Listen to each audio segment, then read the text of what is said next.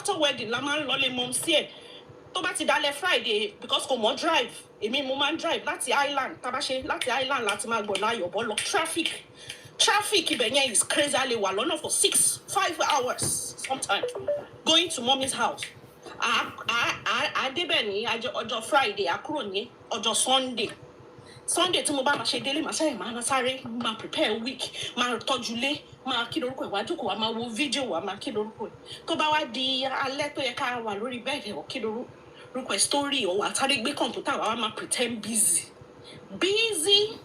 kò sọ́gbọ́n tó tí mi ò dá brother ilé ìgbà at some point wá ní kí n ṣe báyìí I try to but at some point tí mo rí pé tá bá ní issue tí mo bá fi some days sílẹ̀ tí mi ò bá tètè make up pẹ̀lú ẹ̀ tó bá lè sọ fún tí mọ́mì máa gbọ́ ìjà yẹn ò dẹ̀ ní parí on time so ó wá mú mi I was now forced to now always wanting to that tó bá tá ti lè have small issue or tá bá ti lè ní small misunderstanding no matter how minute it is kò ní kí lórúkọ ẹ̀ so màá make ẹ̀ pé èmi màá lọ make peace so that kò ní dọ́dọ̀ mommy because ó bá ti lè dọ́dọ̀ mommy ìjà ni ò ní parí bọ̀rọ̀ so these things play all over time mo ti wọnú ẹ̀ mom see me thank God for a wonderful family a wonderful mother I'd wanted to help out each time my mom would tell me àgbélébù ẹ̀ it's of now mo ní bí o bá gbélébù ká gbélébù mọ́ we've been on it for like 3-4 years now torí wọn mo ṣe move kúrò ní Nigeria when I saw lẹ́yìn ìgbà tí mo padà sí Nàìjíríà tó mọ mi tó ń discharge lọ sí tí mo parí màmá yìí ṣì ń fòrò ẹ̀mí mi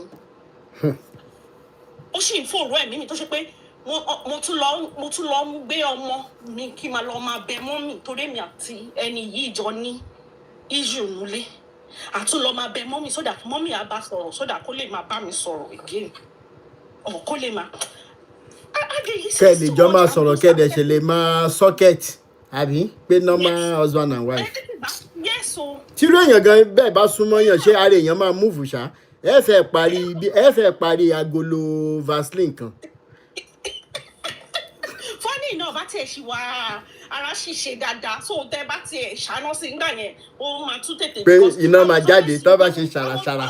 I was always longing I was always really longing but I just saw that there won't be any end to this madness. So that was what made me to relocate. Want to relocate, kò lè survive alone. Ó tún ṣe oríṣiríṣi atrocity, ó tún bẹ̀bẹ̀, I'm sorry, I'm ṣe gbá àṣàwọ̀ àwọn brother-in-law ẹ̀dá sí, wọ́n tún bẹ̀, mo tún take it padà. Ó tún at some point olóòfẹ́, ó máa ń wá lẹ́ẹ̀kan, ó máa ń padà, ó máa ń wá at some point ó dé olóòlọ́mọ. Ó dé olóòlọ́mọ, okay, bó bá ṣe lọ́mọ, já ṣe báyìí. My brother, we all rally around him. We brought out money, $8,000. Oh no, iye tó kó wá with asanwó fún HB2 and a whole lot of one approve it. He's still on appeal, but while on appeal, he was not contented because he saw that bro it's anyway within a short time. So, Okon Shafe, you want to say, oh, you are not someone pé olófẹ́ ṣe nǹkan táwọn typical kí lórúkọ ẹ máa ń ṣe tán máa lọ into contracts ìgbéyàwó ó ní ìṣerú àpèjókòó ẹ sí sórí nǹkan tó fẹ́ ṣe you are not wired to do what you want to do lè náwó fún obìnrin akátá lẹ́mìí àti báyọ̀ dáhùn jẹ́ ọjà lọ́rùn àwọn akátá tó bá ti ní méjì yẹn má sún mọ́ wọn. Ó fẹ́ lọ yẹ̀yí ara ẹ̀ but he still insisted on. At some point when he insisted, my brother got him an African tó wà understanding tó jọ ní ọ̀nà wọn jọ agree on terms. Ó bá get èèyàn bíi mẹ́ta different mẹ́ta wọ́n drop èèyàn méjì èèyàn kan ó lower table only for us to later now know. Kí ni ẹ̀ kàn sọ ọmọ gbogbo àwọn bọ́lá ṣe máa tún àṣírí ẹ̀ fún mi. Ọlọ́run kan máa kí ni spirit ẹ̀ kàn máa sọ fún mi lórí lọ́bẹ̀ yẹn wàá rí note kan I'm serious. The couple all the time tí mo ti ká gbogbo àwọn nǹkan tó fẹ́ ṣe marriage tó fẹ́ ṣe even when in Nigeria tó fẹ́ ṣe email kí ni àkànní lọ sí laptop yẹn wà láwọn message bí mo ṣe rí mo kàn rí gbogbo chat òun àtàkátá tó parọ́ mọ́ mi. Ó parọ́ oríṣiríṣi mọ́ mi just to win that Akata over. Ó parọ́ pé mo kàn ń wá sí Amẹ́ríkà bó ṣe gbá mo wá ń fìyà jẹun mo fẹ́ èèyàn tó ṣe pé ó wá ó sanwó for close to 1 year. A lọ ra mọ́tò mo lọ bẹ́ẹ̀ gba mọ́tò. Abọ́ ẹ̀ wáṣẹ́ tó ń ṣe for the time being. My brother and I rally round you. Àjẹkù a whole lot of support tèmi tí mo wá pẹ̀lú ọmọ méjì tí mi ò ní. I did it for you, but you still went ahead. Why not parọ́ mọ́ mi fọ́dọ̀ Akata? Akata ń sìn yí Akata wá unfortunately ó dà pé kò lè survive òun àtàkátá. Wọ́n pé àwọn èèyàn sí ìgbà tí mo rí nǹkan tó fẹ́ ṣe, but he insisted that he's gonna go ahead. Ibi tá a ti for more than 3 months we were negotiating mo pé àwọn èèyàn tí mo mọ̀ pé wọ́n mọ̀ nípa kìíní dáadáa. Ipe ẹ sọ pé inú kòtò ń bọ̀bọ̀ yìí lọ kí bọ̀bọ̀ yìí mo pa àwọn family ẹ̀ àwọn ẹ̀fẹ́ ẹ̀gbọ́n ẹ̀ Diola mi ìfẹ́ pé orúkọ ẹ̀ tán. Ó sọ ọ́ ló ní he's got to do what he's got to do. À ń sọ fún ẹ pé èèyàn tí ò ti mọ́ ní èèyàn tí ò ti lè manage obìnrin ẹ̀ yóò half lẹ́wà ní kó lọ bá Akata máa bá yé ẹ̀jẹ̀. Akata tó ṣe pé ó gbọ́dọ̀ máa náwó fún wọn ó dẹ̀ gbọ́dọ̀ when it comes to sex you must be available 24/7 ẹ̀mí àfẹ́ ẹ̀ bọ́. Come wá gbẹ́nu sí àwọn tó ń ṣe tó ti ṣakátá rí kọ́. Èwo náà ń gbé làkátá? Àwọn èèyàn dúdú bíbà yìí. Torí èmi ò tí ì rẹ́ni tó lè meet up ní bóyá mo lè gbé iṣẹ́ lọ sọ́dọ̀. Bóyá ó dà pé ẹ lọ kọ́ṣẹ́ lọ́dọ̀ wọn ẹ lọ kọ́ṣẹ́ lọ́dọ̀ àwọn obìnrin wọn. Nígbà tó bá rẹ̀ máa rí pé mo kàn ń gbórí wá sórí live video orí mi lọ́rùn máa gbé áùdì kí ló ṣẹlẹ̀ orí ò dúró lọ́rùn mọ́. Ẹ lọ kọ́ṣẹ́ nígbà tí lọ kọ́ṣẹ́ ẹ̀yìn àti pásítọ̀ Ẹ̀sìn kí pásítọ̀ ẹ̀sìn náà lọ kọ́ṣẹ́ lọ́dọ̀ wọn. So, a whole lot of Andy, unfortunately now he's in big trouble. Ìyẹn ti lé kúrò nílé. We still went ahead. Ó ṣe marry. Even while I was calling friends and family that I know that can stop him, that stop, you are going into the ditch. Ó ló fẹ́ fowó ṣe, ọ̀fẹ́ ló fẹ́ ṣe. At the end of the day, ó rọ́fẹ́ gan fi ṣe. Ó ń san alimony fún ìyẹn ń gba burúkú ìyẹn dẹ̀ ti lè jẹ ìyẹn dẹ̀ sọ pé tán bí dákó má san owó tó máa ń fóun lóṣooṣù owó tó lè ná fáwọn fámílì àtàwọn ọmọ tó bí òun fóyàn tí ò bí 10 kọ́bọ̀ fún. Now he's in a big dilemma now.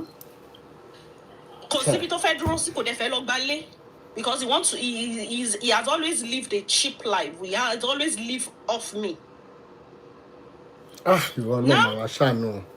I don't want to hurt because my kids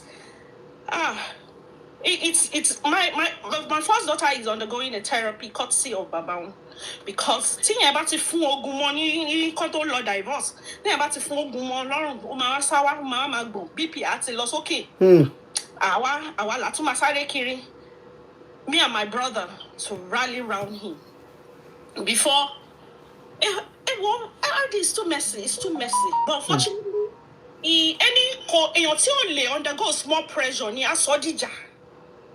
And even the reason tí o fi lè manage Akata yẹn ó wà lára àwọn disability ẹ̀ tó yẹ kó rọra fi mọ́lé tí kó yẹ kó ṣe pé ilé nìkan ní kájọ mọ̀ bọ̀ ó ṣàlóhùn fẹ́ lọ announce fàyè fún Akata ó ní kò lè survive Akata ń dì pẹ̀lú ẹ̀ ó di ẹkùn ẹ̀ méjèèjì mú báyìí nsìn.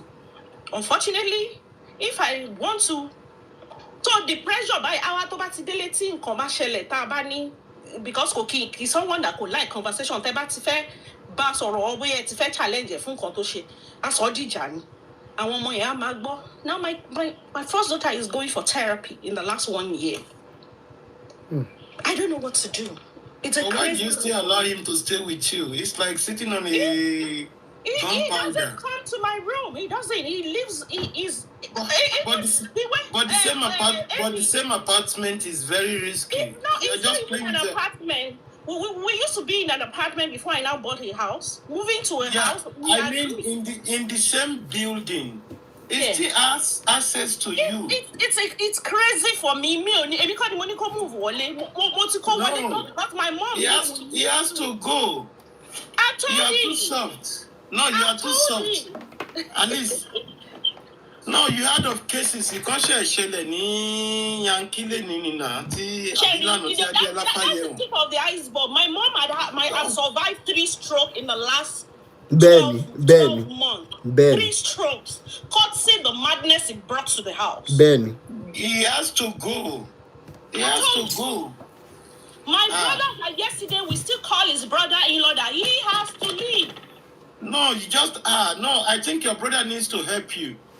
That's why my brother is stepping in now. Your bani one and one people think you're financial relation. No, it doesn't make any sense on your part. You are well educated. At least you know the right thing to do. Your own life first. I know, but unfortunately, I don't. It's a question of hard decision. And in making hard decisions, you have to prioritize yourself. In this all madness, my mom already knows a situation that she has been to the hospital. Oh yeah. There was a time she was in the ICU for 1 month, 2 months in the nursing home. This is too much. She for 3 different times that she was back and forth. Even the first time, my mom, just come out stroke me take mommy look check him 2 days after. Mommy, because mommy.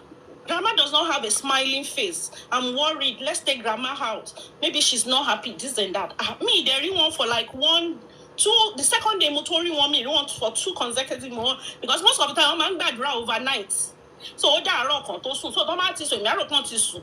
I come back, I born on the so long as she's breathing, I'll just say, yeah, show me. Tomatin breathe. Allah know your mommy. Allah let me alone you. Ọjọ́ tí mo wá fún wọn pé mo fi discover pé ní sọ ọmọ mi lọ mo gbọ́ ọmọ mi lọ school tán but while we were going to school ibẹ̀ ló ti sọ fún mi pé mommy I'm worried about grandma. Grandma does not have a smiling face. I'm worried. Let us take her to a restaurant over the weekend. Maybe she's bored, maybe this. Okay, mo dẹ̀ drop ọmọ mi school tán mo wá padà sílé. Ìgbà tí ma ṣe padà sílé mo kàn gbọ́ at some point apparently my brother has come in. Wọ́n kò wá check wọn bóyá náà kò tí ì rí wọn for something tó wá check wọn. The next thing, àbúrò mi kàn pè mí mi tẹ̀ tí gòkè ó kàn pè mí pé kí má bọ̀ má ṣe wọlé mo rí ibi tó ti gbé mom sí mi ó ti gbé wọn sí another room gbà tí má ṣe rójú wọn mo ti rí pé ó ti collapse mo ní no this is true bí mo ṣe I was confused in the midst of it àpè 911 àpè kí lorúkọ ẹ̀ this guy was in the dining room. Our 911 team came to triage my mom for 40 good minutes because one lot to kọjá the window of time tó lè fi reverse that stroke. So, but they were still triaging her and taking necessary information that they said they would take their time before to go to the hospital. That there is no rushing again. But kọjá window time. Yeah. This guy was in the dining one meeting, Zoom meeting. I want 2 white guys came in, but one lady, one wale, for more than 40 minutes. This guy did not move. Lori dining.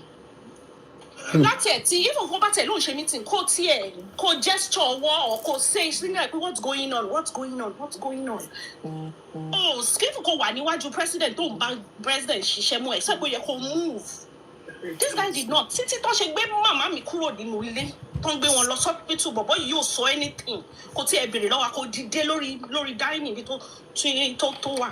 Kò tí ẹ béèrè pé these are unusual place people in the house. So okay, imagine my 2 pregnancies were like they were all near experiences. They were all crazy experiences. I mean, my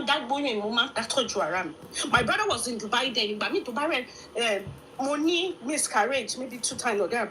My brother called me hospital. So it was so it's wickedness.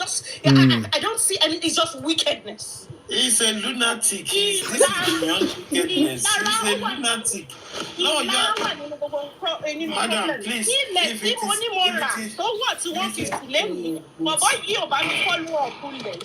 is possible for him to live tomorrow, he doesn't appreciate Sherry, ẹ mọ̀ nǹkan tí mo máa sọ. Ẹ mọ̀ nǹkan tí mo fẹ́ sọ. He doesn't appreciate you. He doesn't appreciate you. So what is the need? Ṣé kí n sọ kankan fún wa? Ilé mi gan tó wá gan, ó rí pé mo ti move kúrò mo gan èmi àti ẹ ti ṣà mo ní yàn thank God pé lóun wá lé mu ló tiẹ̀ wá okay mo ní okay. Èmi náà mo ti ra lé o. But moving forward, when the tea time battle my for any address, you can always come and check your kids. I would never hinder you from seeing they are your kids. I will give you unfettered access to them. Come in anytime, come and see them. Move because I've had enough drama. I have so much drama in the last 1 year. So I don't want further. So only for me 2 days after ni mo rí pé wọ́n ló ti ń yọ ẹrù wọlé ó wá lọ ń kó sí HVAC room ní basement ó wá lọ ń yọ ẹrù ó wá lọ ń kó wọn sí basement. Ebi mi lè pọ̀ ẹgbà mi o.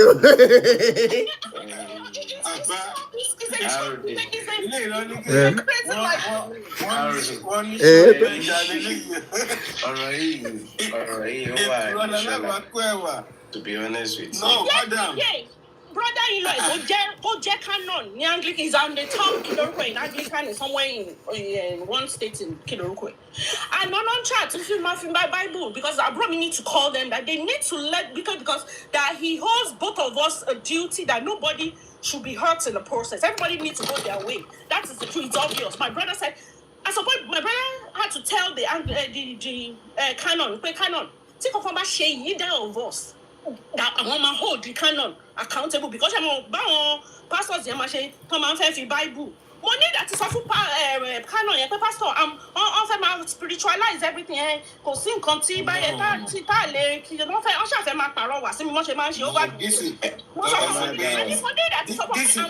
from a carnal point of view. You are coming from a spiritual. This is beyond redemption. I'm coming from a carnal point of view now. Can I say, no. Any solution to this?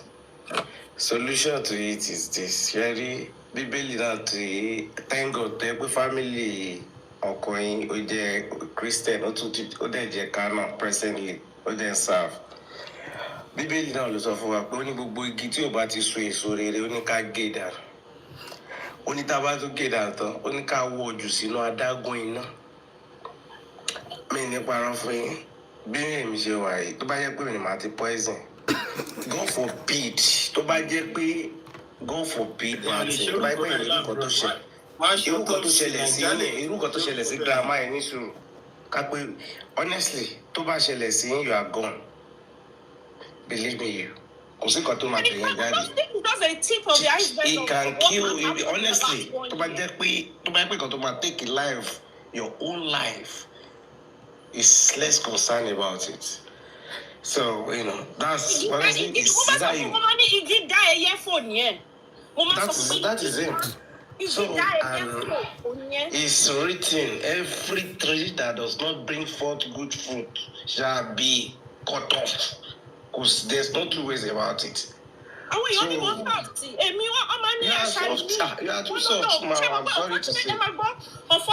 is the one that he doesn't talk. This is the most wonderful, quiet human being on planet. Asake. Nígbà táwa tá ní pot belly tá wà ń bí ẹni 6 pack lẹ́fẹ́. 6 pack wàhálà 6 pack kí n tó wà lẹ́yìn ẹ̀fà ó jòjé lọ. Unfortunately, ẹni sọ yìí kò tiẹ̀ ní 1 pack ìgbà tí a bẹ̀rẹ̀ sí ní déètì. Ọ̀nà lẹ́yìn máa kọ́kọ́ gbé ilé èèyàn ìpè ilé.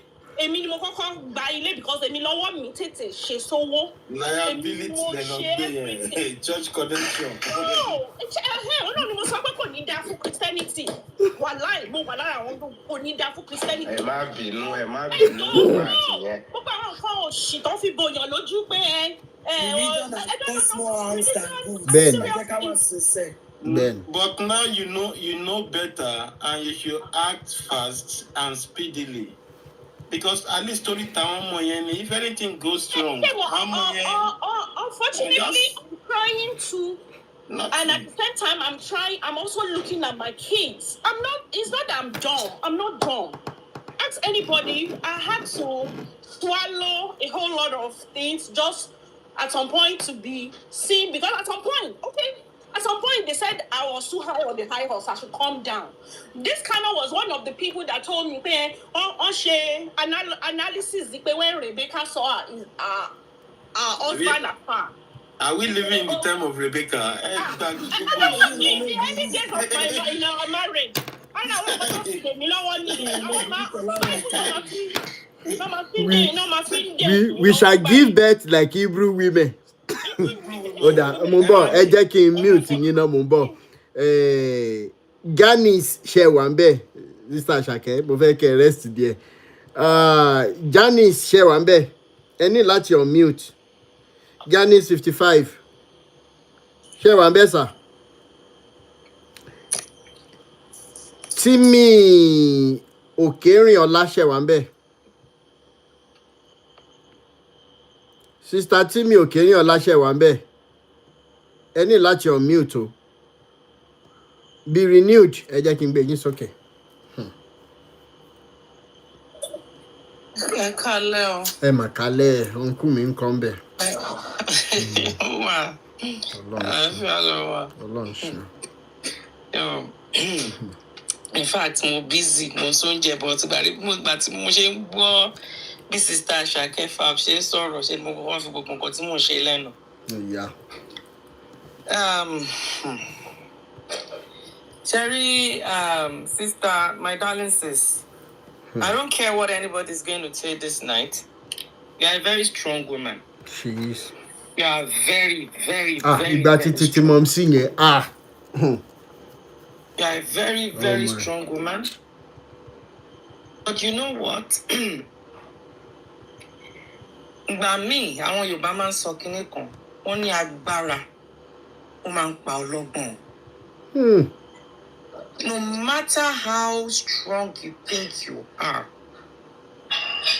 it is time for you to let go.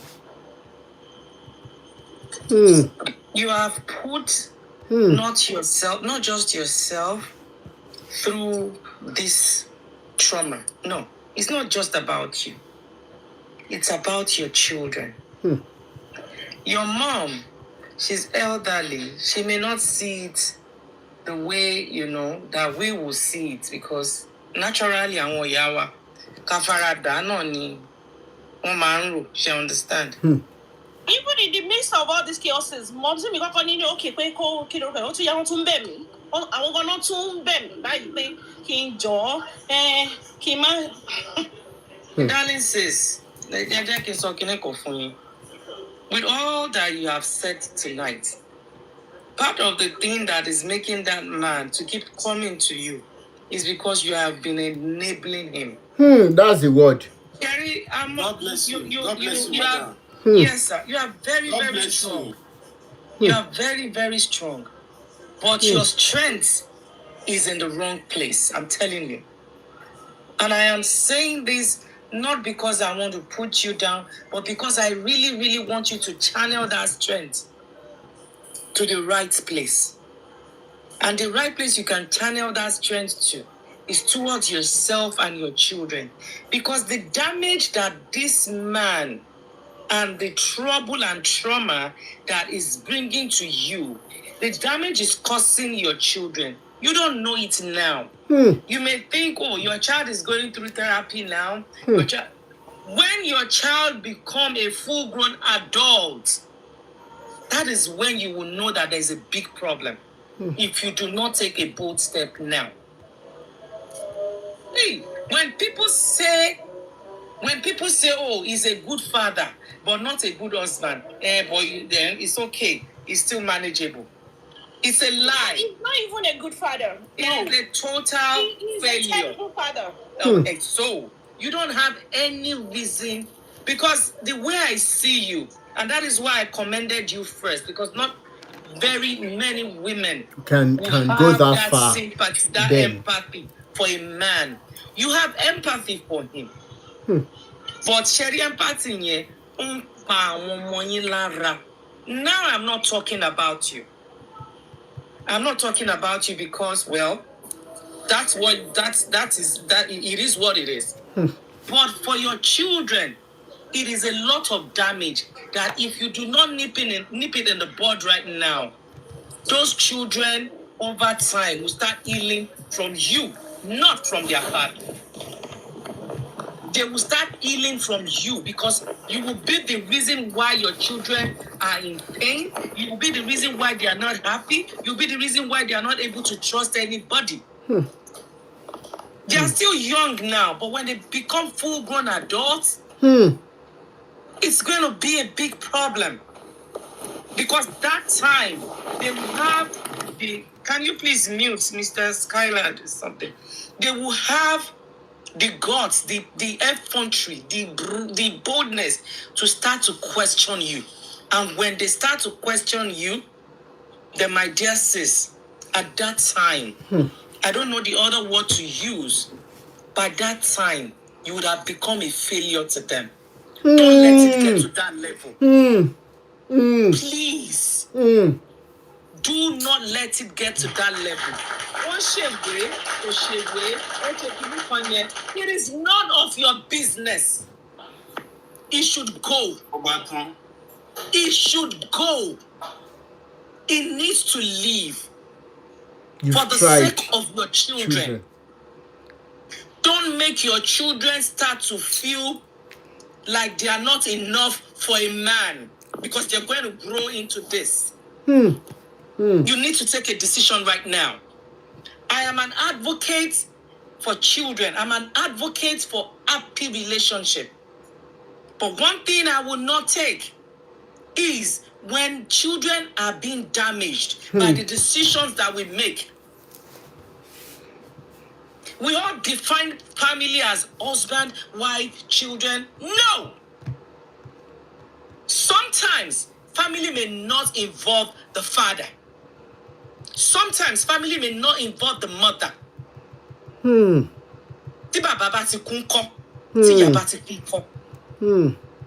So please, let us make decisions that at the end of the day, we will be proud. Our children will be proud, and they will not have to heal from us. For some of us, age group 40 something, 50. Ben. A lot of us are still healing from our parents because of the trauma they went through, because they were not bold enough to take some steps. Please, for the sake of your children, right now I keep saying it, I am not concerned about you because you made a decision. But please, think about your children. If you love your children enough, you will take a decision. If that man doesn't want to go out of your home, you can call the police to take him out. It has caused enough damage for you, your children, and your mother. How long your mom see you? Canon, don't pay, don't so pay, kí wọ́n papọ̀.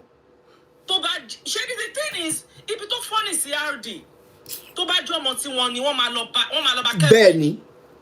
They won't take ọmọ ọlọ́mọ là ń rán níṣẹ́ dé tòrótòró. So please, ẹ jọ̀ọ́ torí Ọlọ́run.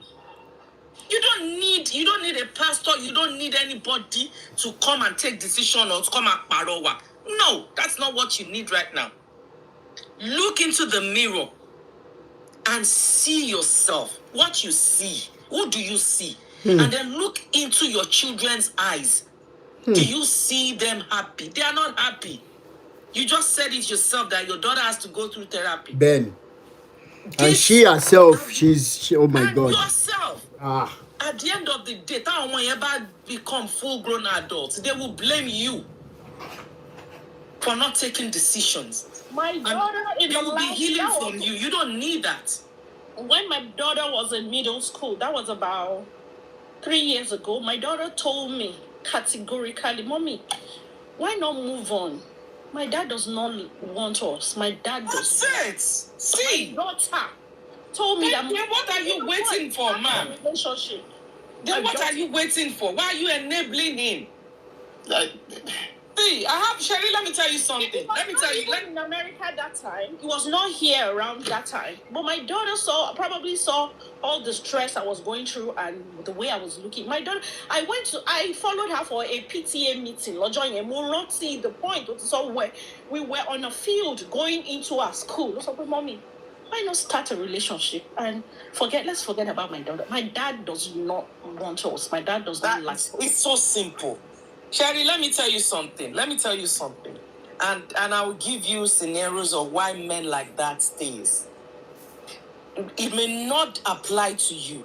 For men like that, one of the reasons why they stay on, why they keep latching onto women like you, is because they think that she has a lot. Maybe she will die before me.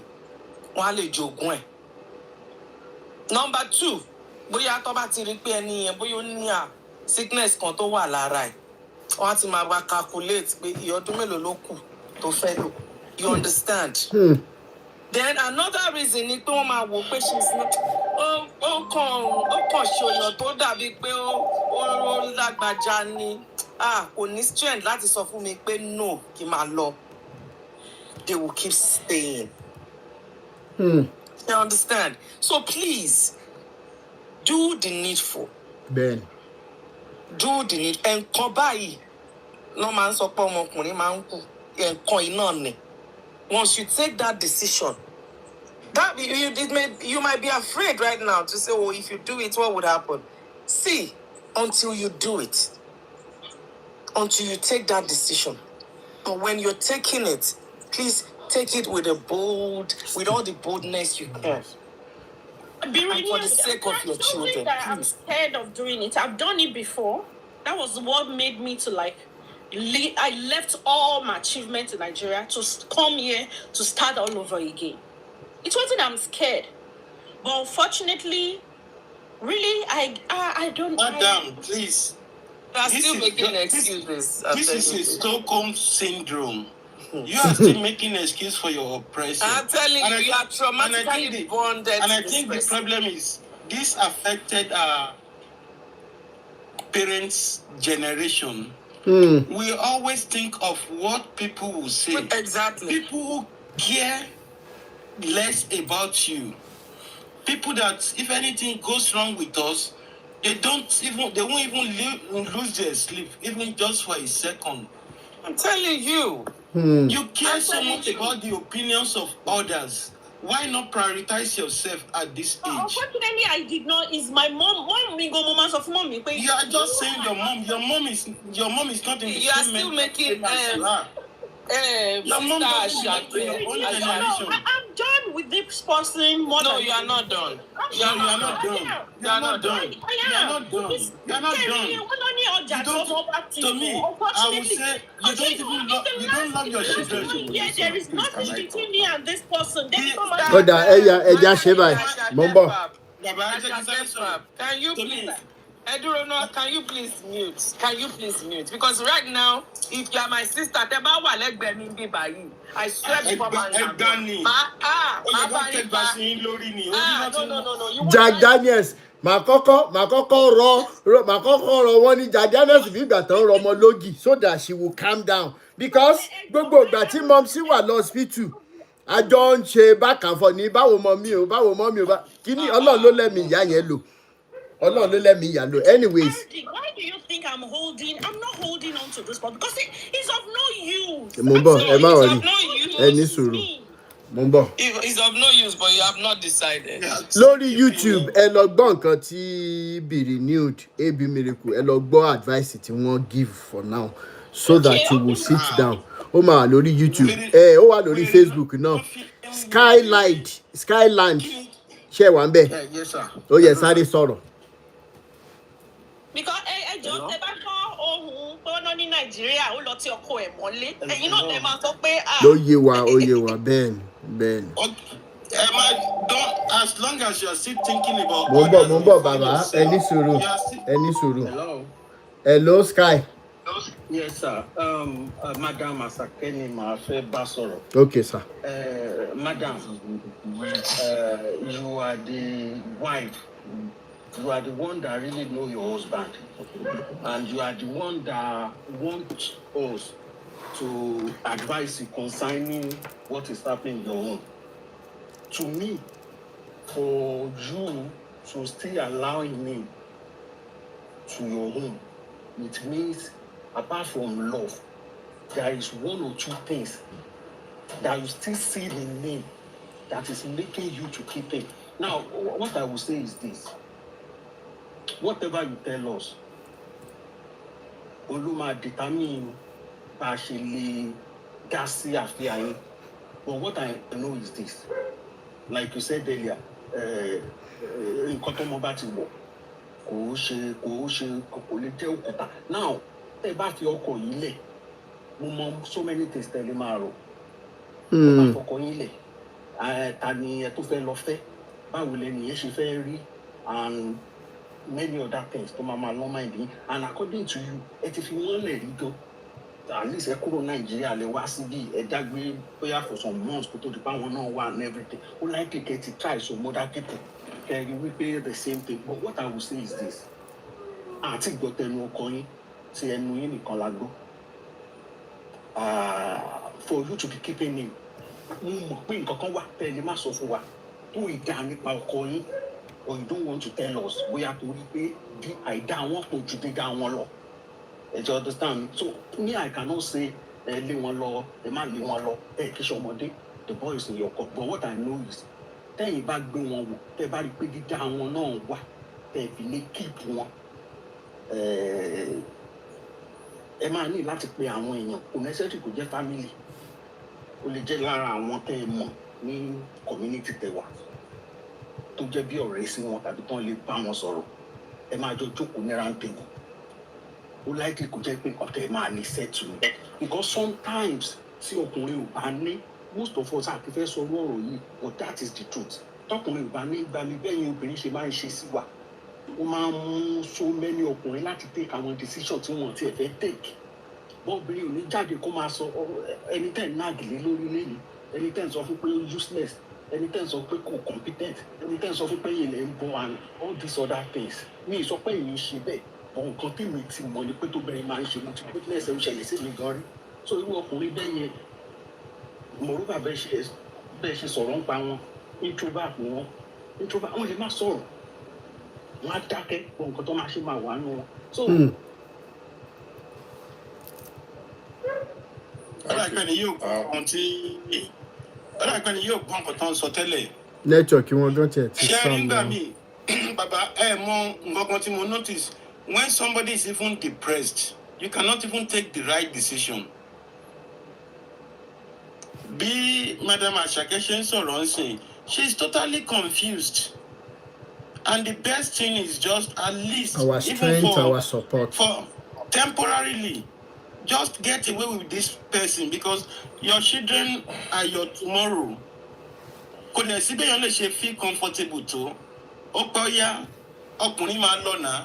But what about the life of the children? How do you want to see your children in the next 20 years with this kind of environment? mo fẹ́ kẹ́ put nǹkan into consideration. Ṣé mo pé àwa ò mọ ọkọ̀ yẹn? Ṣé yóò gbọ́ gbogbo nǹkan tó ń sọ láti bẹ̀rẹ̀ ni? Ebi miracle ẹjọ ní Ẹ má máa sọ̀rọ̀ bẹ́ẹ̀ ṣe ń sọ̀rọ̀ yẹn náà. Ẹ jẹ́ ká ẹni sùúrù maybe miracle ẹni sùúrù ẹni sùúrù sir Mr. Skyland ẹni sùúrù sir ẹjọ ẹ má bínú ẹjọ má bínú ẹjọ yẹ kí n sáré contribute. Ẹni sùúrù my baby, mo ń bọ̀, ẹni sùúrù. ẹ má bínú ma ṣe rí one of the problem ta ní as a people as Nigerians. Ẹ jẹ́ máa bá wa power tap ẹ jọ. When people come out to talk, Yes ma. a máa ń fẹ́ sọ pé torí àìtí gbọ́ tẹnu ẹni kejì, especially when it comes to issues of marriage. But Sherry, before some people come out, and I've had to deal with a lot of women, you know, that it took them time to come out and say some things. So when people come out, Sherry, ani kini kan to dem man dun. We are always saying torí àìtí gbọ́ tẹnu ọkọ ẹ̀, so a lè ṣe kinní kan, a lè ṣe kinní kan. But she has taken the courage. That alone, because not very many people that is in this abroad Tawayi wants to come and be showcasing or to come and spread their things, their issues online. No. But functional depression is going on with a lot of people. So when people come to talk and bear their pain, we should not just say, the other side. What they need from us is to encourage them to take the bold step. Especially tọrọ ọmọ bá ti wọ̀. Especially in a situation that has to do with the lives of our children and even our mother. Now she was talking our but Nam. something. Let them stay apart now. Let them stay apart for now. Sister Ashake, you have to really, at this point, quiet. They don't need to mute. Ṣé bẹ́ẹ̀ ń gbọ́ lẹ́nu mi tẹ́mi náà ń sọ nípa títí mọ́mì ẹ mọ iye ìgbà tí ìyá wà lọ́sítù. If you're in your if your daughter or your sister is in her shoe with all she has said, let's even assume she's lying. I'm not saying they come out you want or come out low. Cut separate temporarily. The man is paranoid, and if a man is paranoid and frustrated, you can do and undo. You cannot predict a person. You can't predict a madman. And when you're for many years, ọjọ́ kan ni wèrè máa yọ ọ̀bẹ tó máa pa wọ́n ṣe wà ní wèrè ni. Bẹ́ẹ̀ ni bọ́sà ṣe rí kíní kan máa ń wà bàbá fẹ́. Ẹ má máa ní sà. Ẹbí mi rò pé máa ń para jẹ ẹni sùúrù.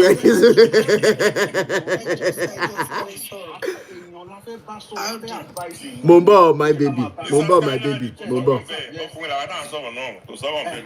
What I'm saying is, Pastor ní Skyland, pastor CAC. Rárá sá mi ṣe pastor. Okay. Mi tiẹ̀ like church. I'm a Christian but I don't go to church. But the truth ìdí tí mo fi like page yín nìyẹn sá. But the truth of the matter is ṣé nígbà mi ta bá gbọ́rọ̀ wá síta àwa gangan ò kì í sọ issue tiwa gangan. Ìgbà mi lè wà tó jẹ́ pé àwa tá ń complain nípa èèyàn àwa náà lè ní tiwa náà lọ́wọ́. We don't know all this. Tàbá kan ní òkè ẹ kàn máa lọ kọkùnrin yẹn máa lọ kàn bá fẹ́ lómi náà tí the same thing tọkùnrin yẹn ṣe tó bá fẹ́. Ẹyin wà kàn wá mọ̀ náà ọjà náà ìlú ló kà sí islamic mechanism náà mi no abeg. Torí nǹkan tó ti I don't think you hear what she said. Èèyàn kí wọ́n kọ́ ìpàdé òun yẹn ní ọ̀kan anybody now. Skyland ẹ ṣe. So téèyàn bá ti wá kò ṣe pé kẹ́ ẹ sọ̀rọ̀ bí. My brother abeg ẹja fọkàn mi.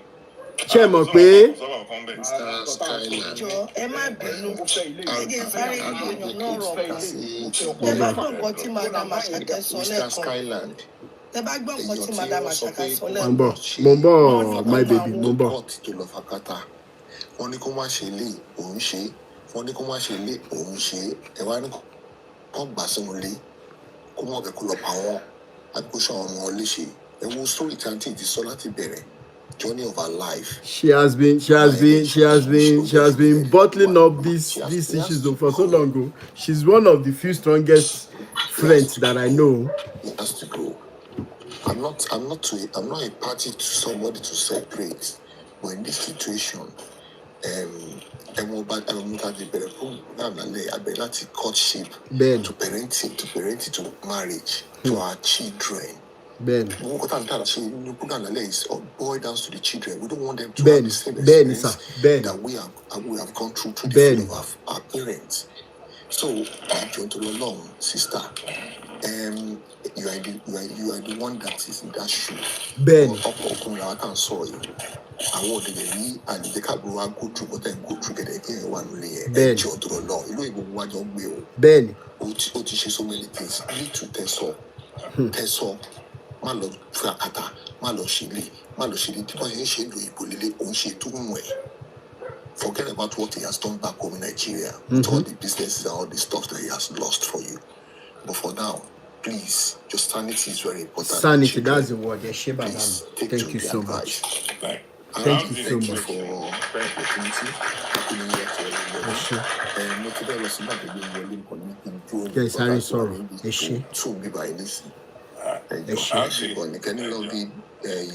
Thank you so much.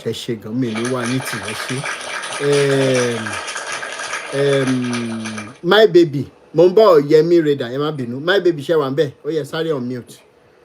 toro yẹ kémi gan lọ rest báyìí ṣe pé mo ti fún yín ní táìmù mi lé ní báyìí ó yá my baby ṣe wà ń bẹ̀ mà.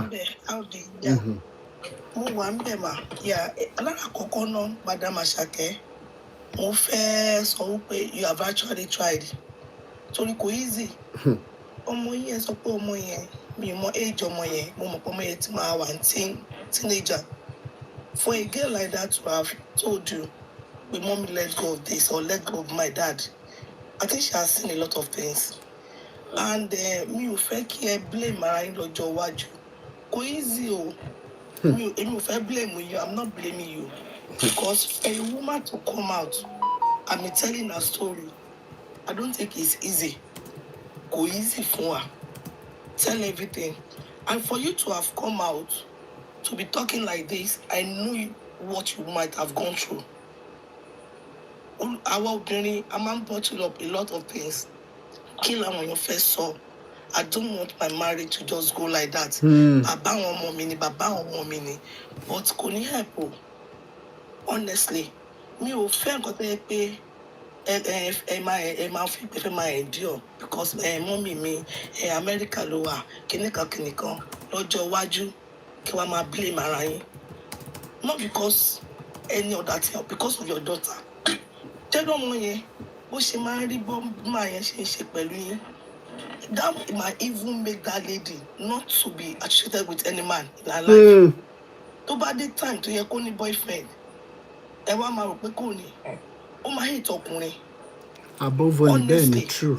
ẹ má put her into line ten ever ẹ máa regret for your life your whole life because ọmọ tó bá dá ní ti bàbá ẹ o èyí tó bá dá màmá ẹ ló máa gbé kéré tó bá yẹ pé ẹ wá máa rò pé bí ibo ló mọ yìí ti ro ibo ló ti rí kínní ibo ló ti bí yóò lọ ṣe gay àbọ̀ lọ ṣe lesbianism and you will not even know on time torí àti date ọkùnrin ó máa hate ọkùnrin ṣé ìyẹn lẹ bá fẹ́ fún láìfù yín nígbà tẹ́yìn rán láìfù yín tẹ́ rán tẹ́rìn rán tẹ́ tó máa rán tọmọ ìjọ ò lè fẹ́ sí mi ògùn you just said it now ẹni ọmọ yẹn lọ she's on therapy for how long ṣebí tí yóò bá wà ní therapy and at the same thing kan tó jẹ́ kó wà ní therapy yẹn she's not seeing it anymore that is when she will be healed as much as she's still seeing her dad with you she's not happy. How do you want her to be healed? You are not even helping your daughter. You are not helping her. I beg my sister, I don't have much to say. Olúkálùkù ló ní nǹkan tó ń go through life. Let go of that man, honestly. Ẹ gbàgbé pé bí a ṣe máa rẹ́ lómi on my age, you will always see another guy. You will always see another guy. I don't know how it's going to happen. And Shalom, but I don't know what she might say. Of course. It's not better to be single and alive. It's better to be single and alive. And be happy with your life. Than to be married and be in the grave. That you want one must get married. So far you have kids. You can as well just have a date with somebody that you love. It's not a must. So far you're happy with your kids and your children are happy. And that's the most important thing. What's the point of living with a man that you are always sad? No joy, no happiness, nothing. You can't talk together as a friend. So what's the point? Even your daughter, your children, your kids, they don't like him. So why are you still harboring that man? Why? Why do you want to kill yourself? You are just hurting yourself the more. It's as if you purposely put yourself in a bondage and you don't want to let go of yourself. The way I will see it as if you are the one doing yourself. You are hurting yourself the more. And already you know what to do, but you don't just want to do it. We can't do it. You just have to take a bold step. I know it's not easy when you are in love. You might be in love with that guy, but at the same time, what that guy is doing to you is hurting you. But you just have to take a bold step. Already, you're not a lazy person, you're an hardworking person. So you can also start from one place. Even without him, no intimacy, no support, no emotional support, no physical support, so nothing. Seeing someone that makes you unhappy every day will trigger terminal disease. Yeah, it's as if the man is just putting like that problem. What if already? No. If you don't let him go, you can't see another person. The world is advanced more than that. I've said my own. Thank you so much, Eshe. Thank you so much.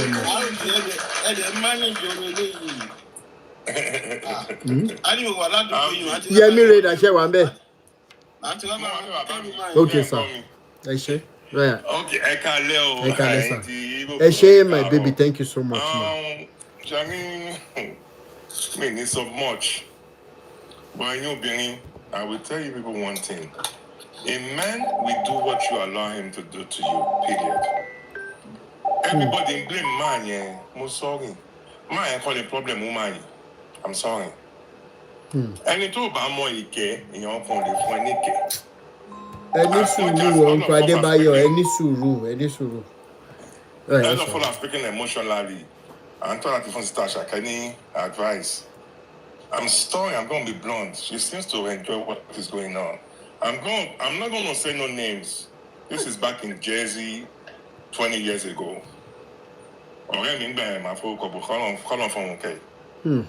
Abuse marriage. When you talk about pie, cook with me. Alaja binu, oh, you put on Nigeria, mommy. It means it's a hot my son. Could wait 2 weeks. But by one Nigeria, I'm saying this is 20 years ago. Oh no, Yahweh will come out. Who does I lost in Nigeria? This was 20 years ago. I blew a local, but I am here, you that. But that is money. When I came, any name of what so. Sometimes all of us can pray, we can do. Sometimes you can't save everybody. I always tell when it comes to relationship, nobody change overnight. The signs are there. I'm a kind of person, a jaw. I'm a kind of sugar coat. Everybody, back with this, yes. I always tell I'm in this field, about to pay me, about to complain. Man, talk about the book, because let's move. I can follow book like way. Can you what to follow book on my dake? Sometimes everybody play the victim. You are not a victim. You choose to be a victim. And this culture, volunteer victim. Babami, thank you. Babami, more in Nikes, one saying, it's your Wednesday, no, on Tuesday, Wiki Isha. If anything, my sophomore, money or money, or not a G-Chef. Money one year chef you can call it okay. Money come up me on my should be me okay, my worry. Money bought to back by the law way, mortgage to buy foreclosure. But the message here to buy in J. I've learned not to argue with people. I don't even give advice because I'm not in your shoes. Sometimes, am I come your advice? Some people will not listen to whatever you tell them. But Obama Ike. And I tell every woman, Nigerian men, pick your poison. Because we hide behind this stupid so-called culture. And I tell women one thing, this thing is not complicated. If a man can't give you what you want, sometimes let's call a spade a spade. Everybody, no. If you are with a man, my job is to make you happy. Period. It's not negotiable. Marriage don't shape by love, partnership. If I'm going left, you are going right. Or mama do money. Don't shape pay. Love will marriage partner. Because as I get older, my mentality change. My life is going to change. We are not on the same page.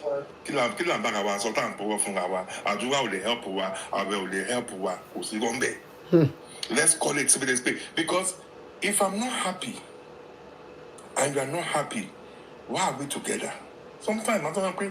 Can you need the pastor? Just less communication is the key. Ben. Yes, Omar do me, Omar do but dear okay kí la tiẹ̀ fẹ́ra wa fún wọn dà báwo la ṣe fẹ́ kí ló yẹ láti fẹ́ra wa náà why are we even married ká lè bára wa sòótọ́ ọ̀rọ̀ you will see your problem ọmọ kìíní yẹn ò lè work o.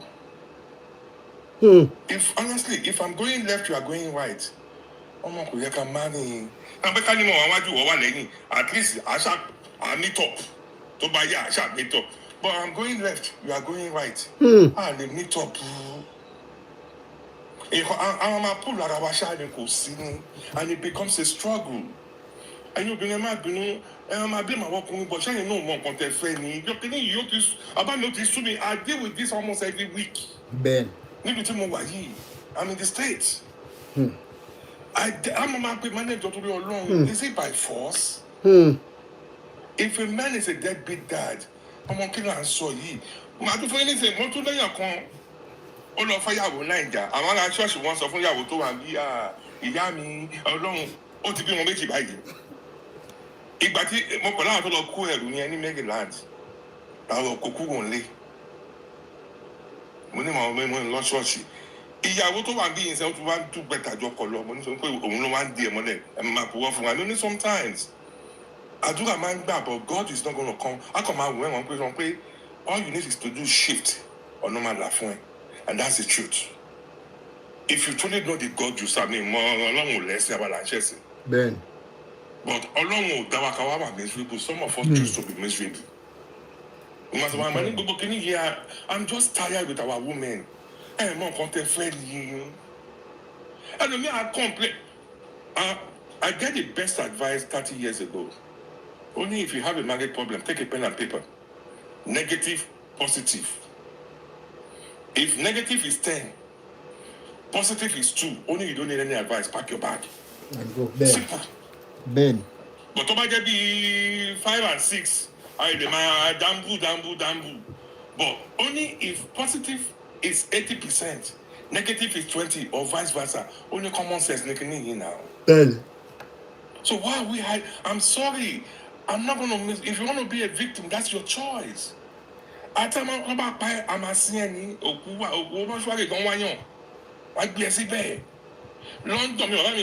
London. Born 15 years ago. One year work because at 50, I should have full advice. All that to be by force. Ọkọ ló wọn máìndì ó ṣá oyún táwọn ọmọ yẹn bí tó ní àtọmọ àtúmọ̀ yẹn ló kú ọkọ ẹ wá sí bẹ́rẹ̀ ó lálé ìyá ìyàwó ẹ̀ ó ní sẹ́mi sọ fún yín pé kẹfọ́ ọmọ yìí lẹ́yìn pé òun ò bímọ láyé kò ṣe big deal sóhun ẹgbẹ́ yẹn ó ń sọ̀rọ̀ with vintage pé ó ṣépè fún ìyá ìyàwó ẹ̀ pé sẹ́mi sọ fún yín kẹfọ́ pé òun ò bímọ kò ṣe big deal ẹ kọ̀ pa ọmọbìnrin yìí náà ẹ lẹ́kùn ò lẹ́ńké ó ní kí ló ń pa yín lẹ́kún ṣé òun complain fún yín pé ìyàwó wọn ò bímọ ni ìyá ẹ̀ ṣáàfọ́ ẹ̀mọ́ ọ̀gbà àwọn ọ̀rẹ́ àwọn alábòsí gbogbo ẹ̀kọ́bìnrin alábòsí ni wọ́n láti bímọ ìjọ ọ̀tá lọ sí wúmà yẹn ẹ̀gbọ́n pé kẹ́fọ̀dì wá síbẹ̀ oníṣòwò ò sọ fún ni nítorí wúmà yẹn ẹ̀gbọ́n yẹn ò bímọ ọ̀tí lọ́nà òun ò ní bímọ tó ń fa fi wọlé ó ní ìyá ọmọ ò jẹun ó sọ fún wa yẹn ó ní kí ló fún ní at 50 ó wà dangerous wọn ò ní ìdójú sẹ fi mí lẹ wọn ṣáàtì ẹ ṣáàmù àwọn nǹkan tó ní gbogbo àwọn wẹ̀rẹ̀ oní mẹ́sẹ̀gì ọmọ yẹn kú kò bí ọmọ náà ó kú dànù ìgbà tá lọ sí ọmọ yẹn ẹ̀gbọ́n gẹ́gẹ́ fẹ́lẹ̀ wá sí oníṣòwò sọ fún gbogbo wọn lójú gbogbo ìṣọ̀bá sì pápá gandan wò bọ̀ ó ní wọ́n tì ó lóun ò ní bímọ tó wọn máa fi wọlé ìkọ̀ ikú ọmọ yẹn ikú ìyàwó ẹ̀ dùn pé ọmọ ò jẹ mẹ́yà marriage of 20 years kí ló ọmọ yẹn ń bá ká kí ló ń bá ká. So sometimes ṣẹ́ni mentality kí ni nǹkan ti gbọ́ yẹn ó ti bá yé wa ṣẹ́ni Nàìjíríà sá ní problem gan-an àkọ́fẹ́ a ní serious problem kí ni nǹkan ti gbá ọmọ who cares. Ọba mi ẹ má jẹ ohun ṣẹ́ni sometimes kí ni ìmọ̀ bí mi náà because I hear this thing every day mọ́ láwọn ohun oníkẹ́lẹ́ ti gbọ́ ẹ̀tí pàdé àwọn WhatsApp group wọ́n kà fún mi wọ́n tó bá wọn kà wọ́n yé bá wọn kà wọ́n tó ń kà fún wọn àwọn wèrè tí wọ́n bá yín kà wọ́n yé kà fún wọn. Lóbi ṣéyàn kan mọ́nítọ̀ ní láyé AI ìtawà yìí kí ló tàbí pẹ̀lú pé o fẹ́yàn kan tó bá sọ pé o fẹ́yàn fẹ́mọ̀ pé o fẹ́yàn ni. Some of us don't even know the meaning of happiness. Ó jẹ́ affect àwọn ọmọ tàbí ìkọ́ tó ní wa nìyẹn. bàbá mi tẹ́ bá wọ most Nigerians tí ìpàdé wọn ní Audi àbí okay Costco lọ́dọ̀ níbẹ̀ yẹn ọ̀hún kì í bóyín ọ̀hún máa ń rọjú báyìí Nàìjíríà ń bóyín lè tó sí wọn gan tó wọ́n wà miserable lẹ́kẹ́ o.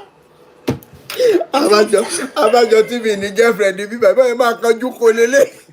ọmọ máa rọjú báyìí bí bẹ̀rẹ̀ nígbà tí kẹ́kẹ́ wájú báyìí. bìrì nídìí ẹ bá wáṣẹ́ sí US ẹjọ́ torí Ọlọ́run mo ń bọ̀. Lọ́pọ̀tọ́ ẹni pé Jésù ṣe jẹ́ ọkọ̀ ọ̀pọ̀ Jésù kò máa ń pé wọn náà máa ń fẹ́ Jésù. Yẹ́ àti lè rí girlfriend Jésù gbogbo wọn fẹ́. Wọ́n wà miserable as hell. And because we have miserable culture. Ayé òye ṣe wá ọ̀rọ̀ àti àwọn ti jíṣẹ́ fẹ̀ yín. Àwọn èèyàn kan wà ọ̀hún yé bá wọn jagun ogun ìmọ̀gun tó ń bá wọn jà tó ń ti bọ̀ láti jọjọ́. Bàbá mi má jẹ́ ẹ̀rọ dùn kí ni kan ti sú mi ní everyday lọ́ máa ń pè mí. Wọ́n ní àwọn ọmọ èṣù kan wà ní problem. Àwọn ọmọ náà ló wà ní problem kan kò yé mi báyìí ṣe wà báyìí. Àwọn ọmọ ìṣúná ní ọtí. Bàbá mi ẹ ṣe jàre mo ra appreciate yìí ẹ ṣe torí Ọlọ́run.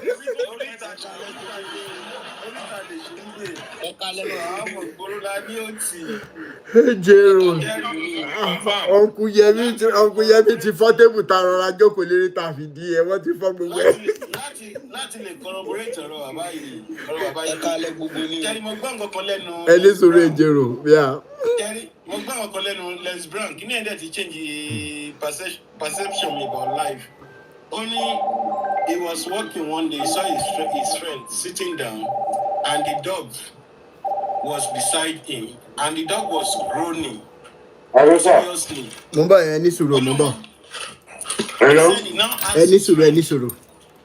He said he now asks his friend, why is your dog ẹni sọ̀rọ̀.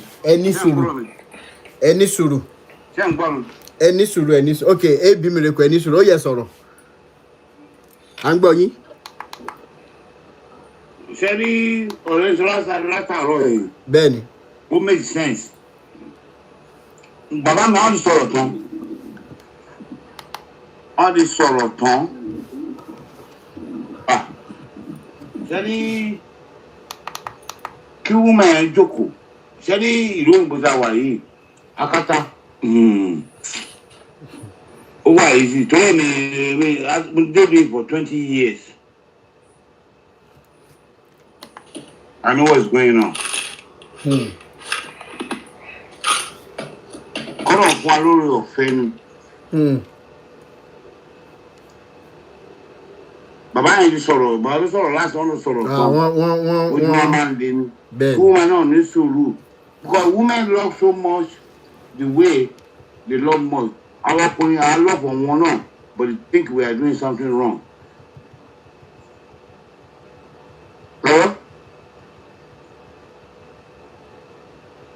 À ń gbọ́ yín. Hello, sir. À ń gbọ́ yín, sir. They think we do something wrong. They think we do something wrong. But something they think. Okay. But we never do nothing to them, to hold them. I've been in situation for a long time. Tẹ́lẹ̀ ìlàyé yìí, èmi ti lọ London, mo ti travel káàkiri.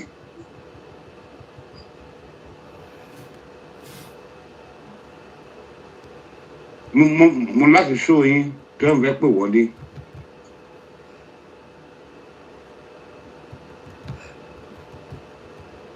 Obìnrin ò ṣe wá. But sometimes, àìṣe wọn náà. They have to be careful.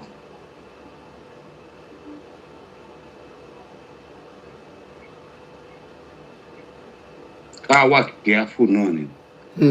Ẹ ṣé bàbá mi. Ẹ ṣé. Ìgbà kan mo ti fẹ́ pọ́ṣẹ́ ara mi gan. Ìgbà tó gbé Nàìjà. But I thank God for my grace. Èmi ti ẹ̀ dákú ní tèmi. Ní political family. Political family gan, wọ́n máa ń destroy life ara wa.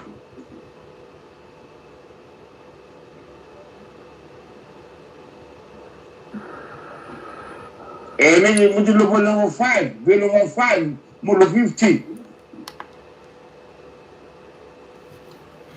Chicago. I'm the one that support all my family. Àwọn ìyáálé gbogbo ìmúgbó wọn ní America, gbogbo wọn London. You know what they do to me? They are against me.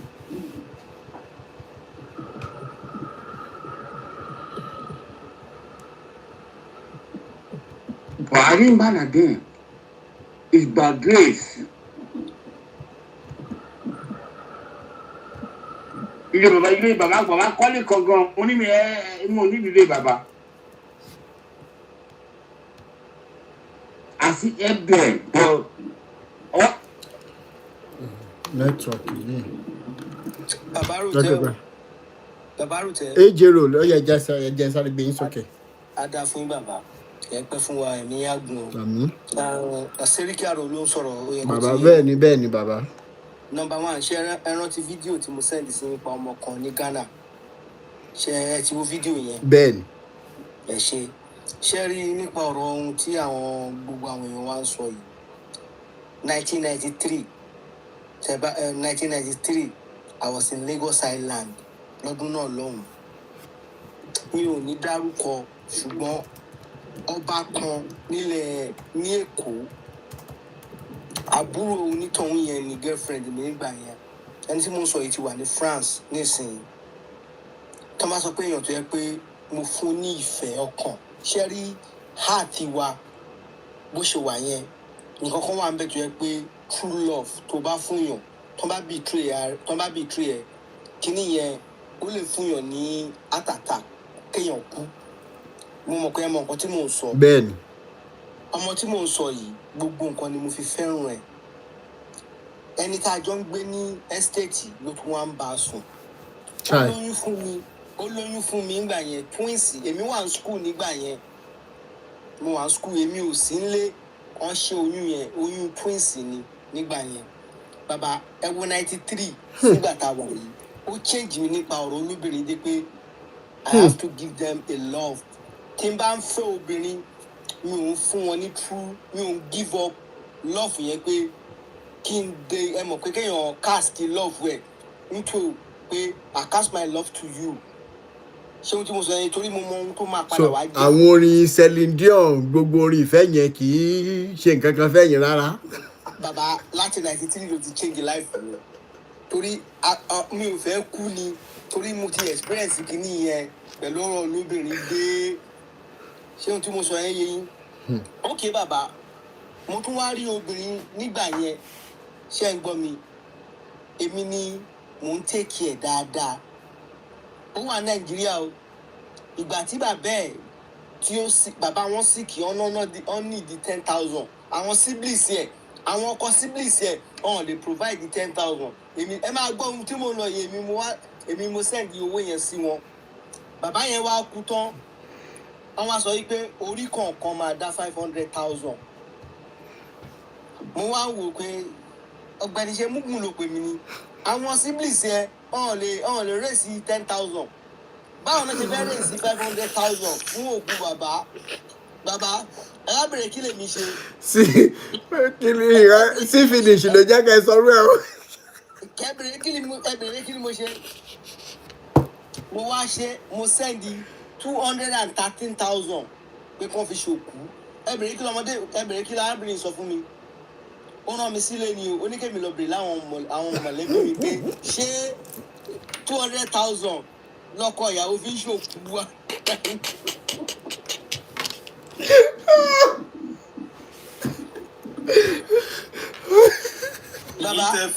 Ẹ̀yin tẹ́ fi 13 lé lórí lẹ fẹ́ 10 náà. Àbábọ̀ yẹ kó yẹ yín ìyá. Ẹ wo kí ni mo ṣe? Ẹbẹ̀rẹ̀ kí ni mo ṣe? Torí ọ̀rọ̀ tí bàbá ìyá mi sọ fún mi, ó ní ọ̀pọ̀lọpọ̀ ọ̀nà la máa fi nà wọ́n tà ní gbọ́wọ́lé wọn lórí. Mo dẹ̀ ya cancel ẹ̀. Mo block ẹ̀ láti gbà yẹn. Ó ń sọ́fẹ̀ báyìí o. Ìgbà tí mo pè é láti ẹni tó jẹ́ pé ọmọ bàbá onílé wọn, mo máa ń pe orúkọ yẹn Mustapha mo máa ń pè.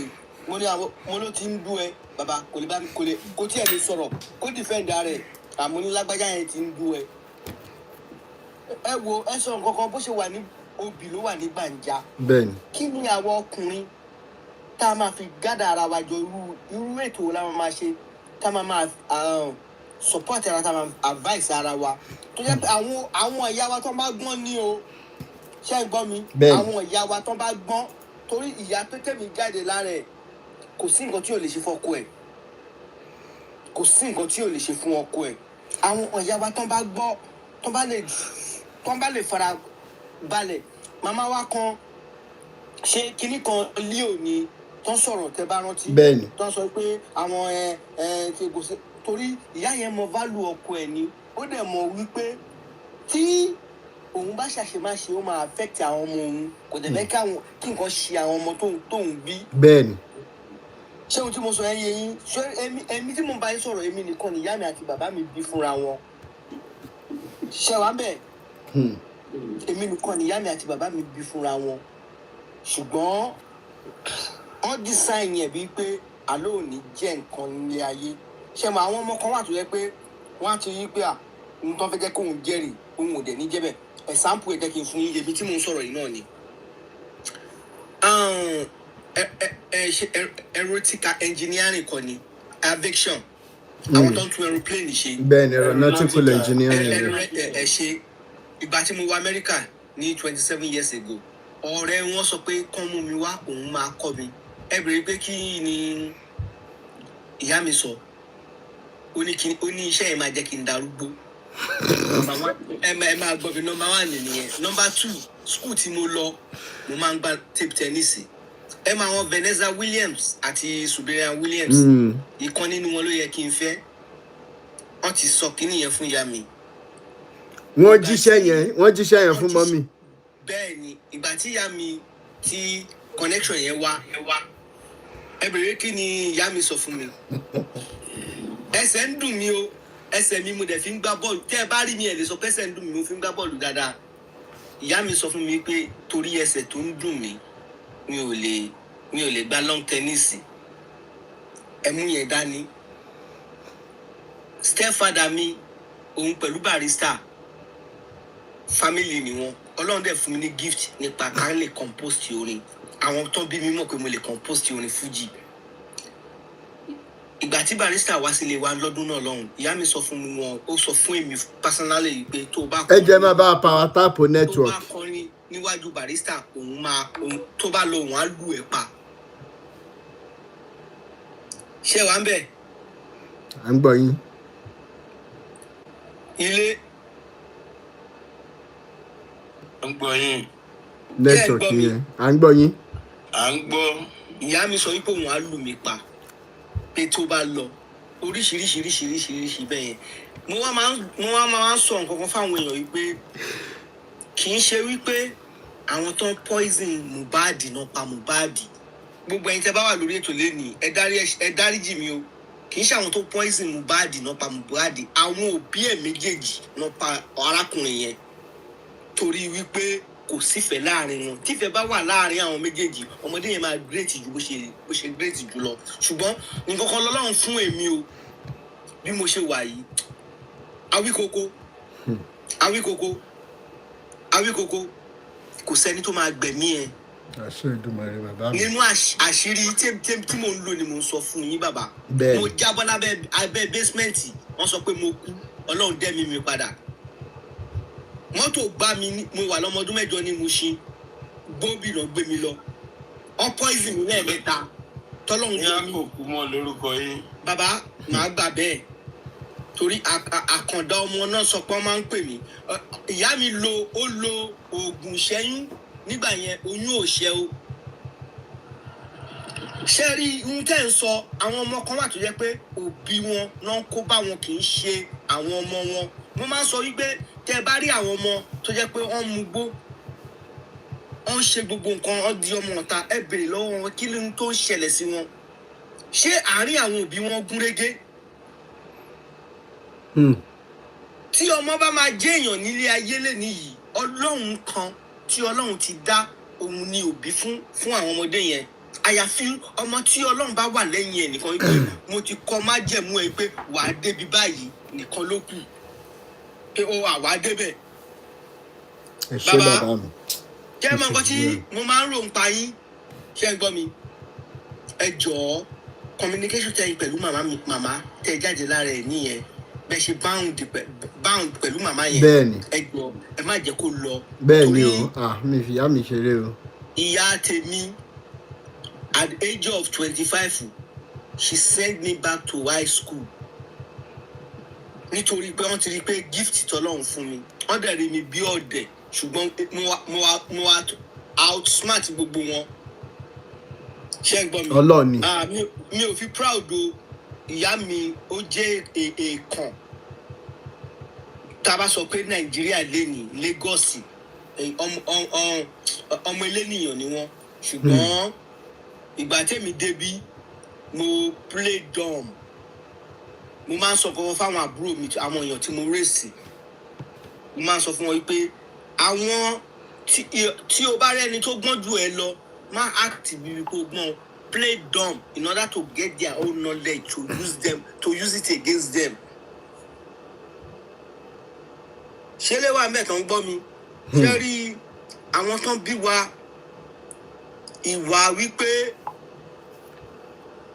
àwọn lágbára jù yàn ok kí n tó kúrò lórí aago ẹ jẹ́ kí n sọ eléyìí lọ́dún náà lọ́hùn mo bèrè lọ́wọ́ ìyá mi mo ní màmá o mo ní kí ló dé tẹ́ fi ń treat mi èmi làkọ́ bí ẹ tó lè fi ń treat mi pé mi ò ń ṣe ọmọ ẹ bèrè kí ni ìyá mi sọ ó lóun yòrò bàbá mi lára mi yẹ ó wá tún wá sọ fún mi pé kí n wo ẹni táwọn ń pè lẹ́gbọ̀n mo forúkọ bo onítọ̀hún yẹn láṣìírí gbogbo wọn ti dẹni ilẹ̀ báyìí ó ní ìgbà tí ó lówó lọ́wọ́ kò mọ bàbá òun pé bàbá ẹ̀ ló lọ mọ̀ pé tèmi náà bá di èèyàn tí n bá dolówó mi ò ní mọ ọkọ òun pé bàbá mi ni mo máa lọ mọ̀ ṣé ẹ rí pé ẹ̀kọ́ ti fojú mímu wọn ṣé tí mo sọ ẹ ṣó ti ó yẹ yín ṣá gbogbo ẹ ó ti fojú mímu wọn ṣùgbọ́n ìgbà tẹ́mi dẹ̀ tí mo wọ Amẹ́ríkà yìí 27 years ago mo sọ wípé àníṣe kò sí bó ṣe máa ṣe le tó mi ò ní ṣe mistake nílùú mo ti rí àwọn èèyàn tó jẹ́ pé pàdé mi ni òun pẹ̀lú Wyclef ọ̀rẹ́ ni wọ́n tó sọ pé kébì pẹ̀lú òun wá lọ gbé ọjà láti ìlú àwọn wá sí Amẹ́ríkà mi ò lọ wọ́n fún ní 24 years náà fún ìkan nínú àwọn ọ̀rẹ́ mi inú ilé rẹ̀ láti rókù ẹ̀ ó lọ báyàwó akátá sùn ẹ̀gbọ́n ẹ̀ ìyẹn náà gbọ́jà ìkan ó dẹ̀ mú rẹ̀ pa ó wọ kànáà ìkan òun pẹ̀lú bàbá ẹ̀ sharp náà ń ṣe wọ́n á jí mọ́tò wọ́n á gé wọ́n máa tà bàbá ọ̀dẹ̀ náà ń pè mí èmi ọ̀dẹ̀ yẹn ni mo di ọmọ onílùú torí mo ti rí àwọn ìwà tí bàbá màmá mi àti stepfather mi tán wù mo ní mi ò ní jẹ́yàn burúkú nínú ìlú yìí mi ò ní ṣolo mi ò ní ṣẹ́rẹ̀ àwọn ọmọ kan wà tó yẹ pé òun ní Mohbad òun ó fẹ́ jẹ́ ọmọ ni ṣùgbọ́n tó bá yẹ pé àwọn tó bí wọn dúró tì dáadáa ni ọmọdé yẹn máa great gan ọmọdé yẹn máa great gan bẹ́ẹ̀ ẹ jọ. oh my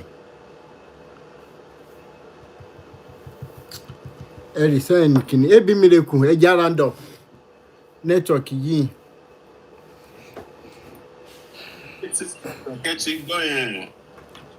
I think there is no need being in such a relationship because she's the only one in that relationship. She's just in a relationship with herself and by herself. Ben. So the man presence doesn't bring any positive vibe. Nothing. Most especially to the children. So, and if you really love your children, I think it is high time to take a radical decision. Ben. Because, I mean, in most time, we often look at what are people going to say. But these are people that doesn't care. I read a post on TikTok recently, maybe after Christmas, and the caption really touched me a lot. And I learned a great lesson from it, that the caption reads thus: imagine you are dead, and if you are imagine in your graveyard, who will be the last person there? Oh, I'm Waro, and I've been privileged to attend some burials in Nigeria when I was younger. Immediately, everybody can learn within some fraction of minutes. So, what does that tell us? that means nobody really cares.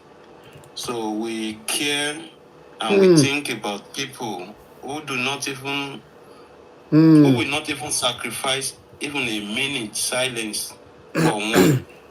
So why prioritizing somebody that's the man himself in the question? There's no love. Then the family do not appreciate you. Then who are you doing all these things for? And the children are in trauma already. So we should be streetwise sometimes. Bí ọ̀rọ̀ kíni bàbá Les Brown. Ó ní lọ́jọ́ kan Ọlọ́run rí ọ̀rẹ́ òun kan. Ajá ẹ̀ bá ń ké. Ajá yẹn jókòó sẹ́gbẹ̀ẹ́ òun wà lórí àgbàntara. So out of, he was so emotional. So wá ń bèèrè lọ́wọ́ rẹ̀ pé kí ló ṣe tó ṣe pet ajá ìpè kínní. Ó ní ọ̀rẹ́ òun wá ní pé ó jókòó lórí ìṣó ni. Why can't you push the dog up? Ó ní nǹkan tọ́rẹ́ òun fi máa dáhùn lónìí pé it was not hot enough. If it is hot enough, kò sẹ́yìn tó máa sọ wọn pé kó dìde. And that is the true lesson in your life. Sometimes you don't even need to advise people when they get to that melting point. Táwọn èèyàn bá ṣì ń wà ní boiling point nígbà míì, wọ́n ṣì máa wò pé ó ṣì ń gbóná ni. But ìgbà tán bá ń yọ, nobody will give them the right advice. So. Ẹ ṣé bàbá mi. Ọlọ́run náà wà ẹ ṣé. Àṣẹ Ìdùmarè àti àwọn báwo. Àwọn báwo. Àṣẹ Ìdùmarè bàbá. From the beginning to the end, Adémáṣe ọ̀pọ̀lọpọ̀ ọdún láyé. Bẹ́ẹ̀ni. Agbára Ọlọ́run. Ẹ ṣé. Ìwé wọn náà ní the righteous are like trees planted by the riverside. Even in the old days, they shall still bear fruits. Àwọn máa yọ̀ǹgì sí gbogbo ọjọ́ ayé wa ni. Àdéhùn máa ṣe sórí àwọn èso tó jáde lára wọn, wọ́n á tún ṣe rere lágbára Ọlọ́run. Àwọn bàbá ọ̀rọ̀ tẹ́sán yẹn, ẹ̀yin kan ti gbọ́ra yín gan rí o. Tọmọ wẹ́ẹ̀tì tí mò ń kí pẹ̀lẹ́. No, ìyàwó yẹn tiẹ̀ ni mò ń sọ. Ọlọ́run máa bá mi yanjú yẹn. Ọlọ́run máa bá mi mọ yanjú yẹn. Ẹ má wọrí. Ọlọ́run máa bá mi yanjú yẹn. Àṣẹ Ìdùmarè. Ẹ ṣé bàbá.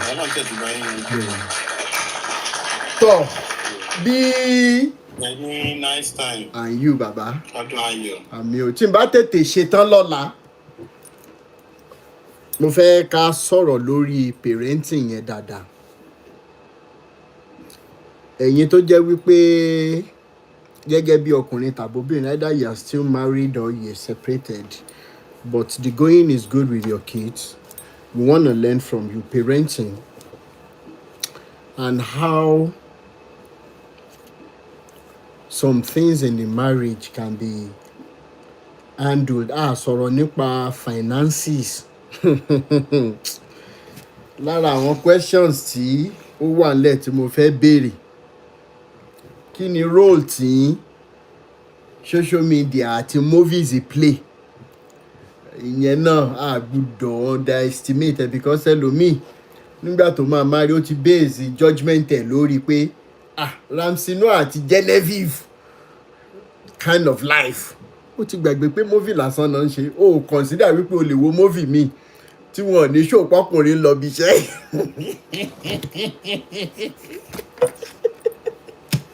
Wọ́n kàn ṣó pé ó ń lọ́ọ̀fù ṣá àbí ó ṣiṣẹ́ o. A consider career tó yẹ ká tún sọ dáadáa because at the end of the day so many men, because of our culture wípé anointing flows from the head, ọkọ dẹ̀ ló lórí ayẹyẹ, so àti believe wípé it is abnormal for a woman to be making more money than the husband. Tí obìnrin bẹ́ẹ̀ tiẹ̀ tún wá lọ́yà tó ṣe everything, tó ń ṣọ́ yàyà tó ń ṣe, ìwọ́rú ọkùnrin bẹ́ẹ̀ tó ń gbọ́ wa lénìí, mo fi títóbi Elédùmarè bẹ́ẹ̀ fọwọ́ síbi tọ́wọ́ ń gbé o. What people will say, what will people will say? Àwọn náà ló tún máa sọ, wọ́n tún máa bu ẹnu àtẹ́ lù ẹ́ tó bá fi ayé nírú obìnrin bẹ́ẹ̀ lára tó bá lọ. Ibi orí bá dáni sí òun là gbé. Another point is,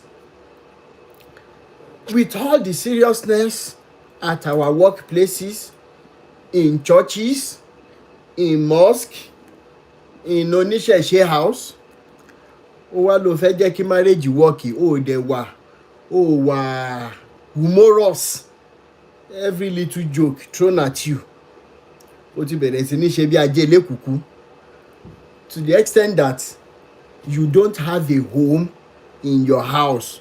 Ìyàwó ẹ̀ ò lè ṣe tán bí iṣẹ́ kó nínú òun dùn pé òun bọ̀ nílé, ọkọ ò lè ṣe tán ní ọ́fíìsì kó lóun rọ̀ṣì bọ̀ nílé torí wípé òun máa gbé wàhálà tí lọ́rùn ní. 2026 inú mi dùn pé January 1st là ń ṣerú tọ́píìkì báyìí, and to be humorous doesn't cost you anything. Practice makes perfection.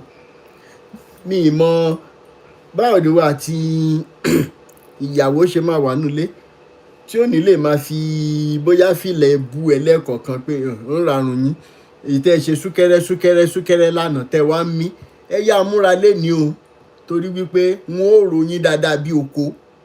Àwọn yẹ̀yẹ́ kéékèèké, irú obìnrin bẹ́ẹ̀ ò lè jáde kó lọ even gan kí wọ́n pastor church ẹ̀ sọ wípé àwọn ní 21 days program, yóò mọ̀ sọ fún pastor pé sórí yóò burú, gbogbo nǹkan tó kọ́ mi fún mi máa fi sílẹ̀, máa ní mò ń bọ́ ní program yín, ẹ̀ ń ṣí èrè. Meanwhile àwọn pastor olórí burúkú yìí wọ́n ti gbà yín gbẹ débi wípé every time and anytime they want to be with their spouses, wọ́n lọ nìyẹn, or their children. Ṣùgbọ́n yìí tẹ̀ ń dá owó yẹn, how many times ẹ lè imagine káwọn ọmọ wa délé kan máa ní dáàdì mọ́mí ẹ gbọ́ àwọn ẹja kan ń gbénú agolo, ó dẹ̀ ń ṣiṣẹ́, èló náà ń ta sardine, ó dẹ̀ ń ṣiṣẹ́. In tó ṣẹlẹ̀ sẹ́nìkan tó ń sọ fún mi ní how many years ago pé òun dáwó sí church títí tí ọmọ òun ò mọ tó ń jẹ́ sardine. So mò ń bẹ̀ wá, mò ń rọ̀ wá gẹ́gẹ́ bí ọkùnrin, gẹ́gẹ́ bí obìnrin, you must learn all of these things in relationship before you enter into marriage. Irúfẹ́ relationship sẹ́mi ti ní sìn, mi rò pé kankan nu wọn máa bójú ẹ̀ wò pé òun ò lè fẹ́rù Rótìmí yẹn mọ́. They will tell you they want to come back but ó ti late, because irú àwọn ọ̀fẹ́ tá a ní tó jẹ́ wípé à ń sunkún káàkiri àdúgbò pé ọmọ ìmọ̀ fi mi lé ọjọ́ torí ọlọ́ọ̀kiri mo tó dákú ọlọ́run lẹ́mìí mi lò pé wò ó lè kú báyìí, mo ní ẹ lò sẹ́ ìfẹ́ ni ẹ mọ̀ kẹ́ ẹ mọ̀ fẹ́ràn rẹ pé ẹ understand ara yín débi tó lápẹ̀rẹ̀.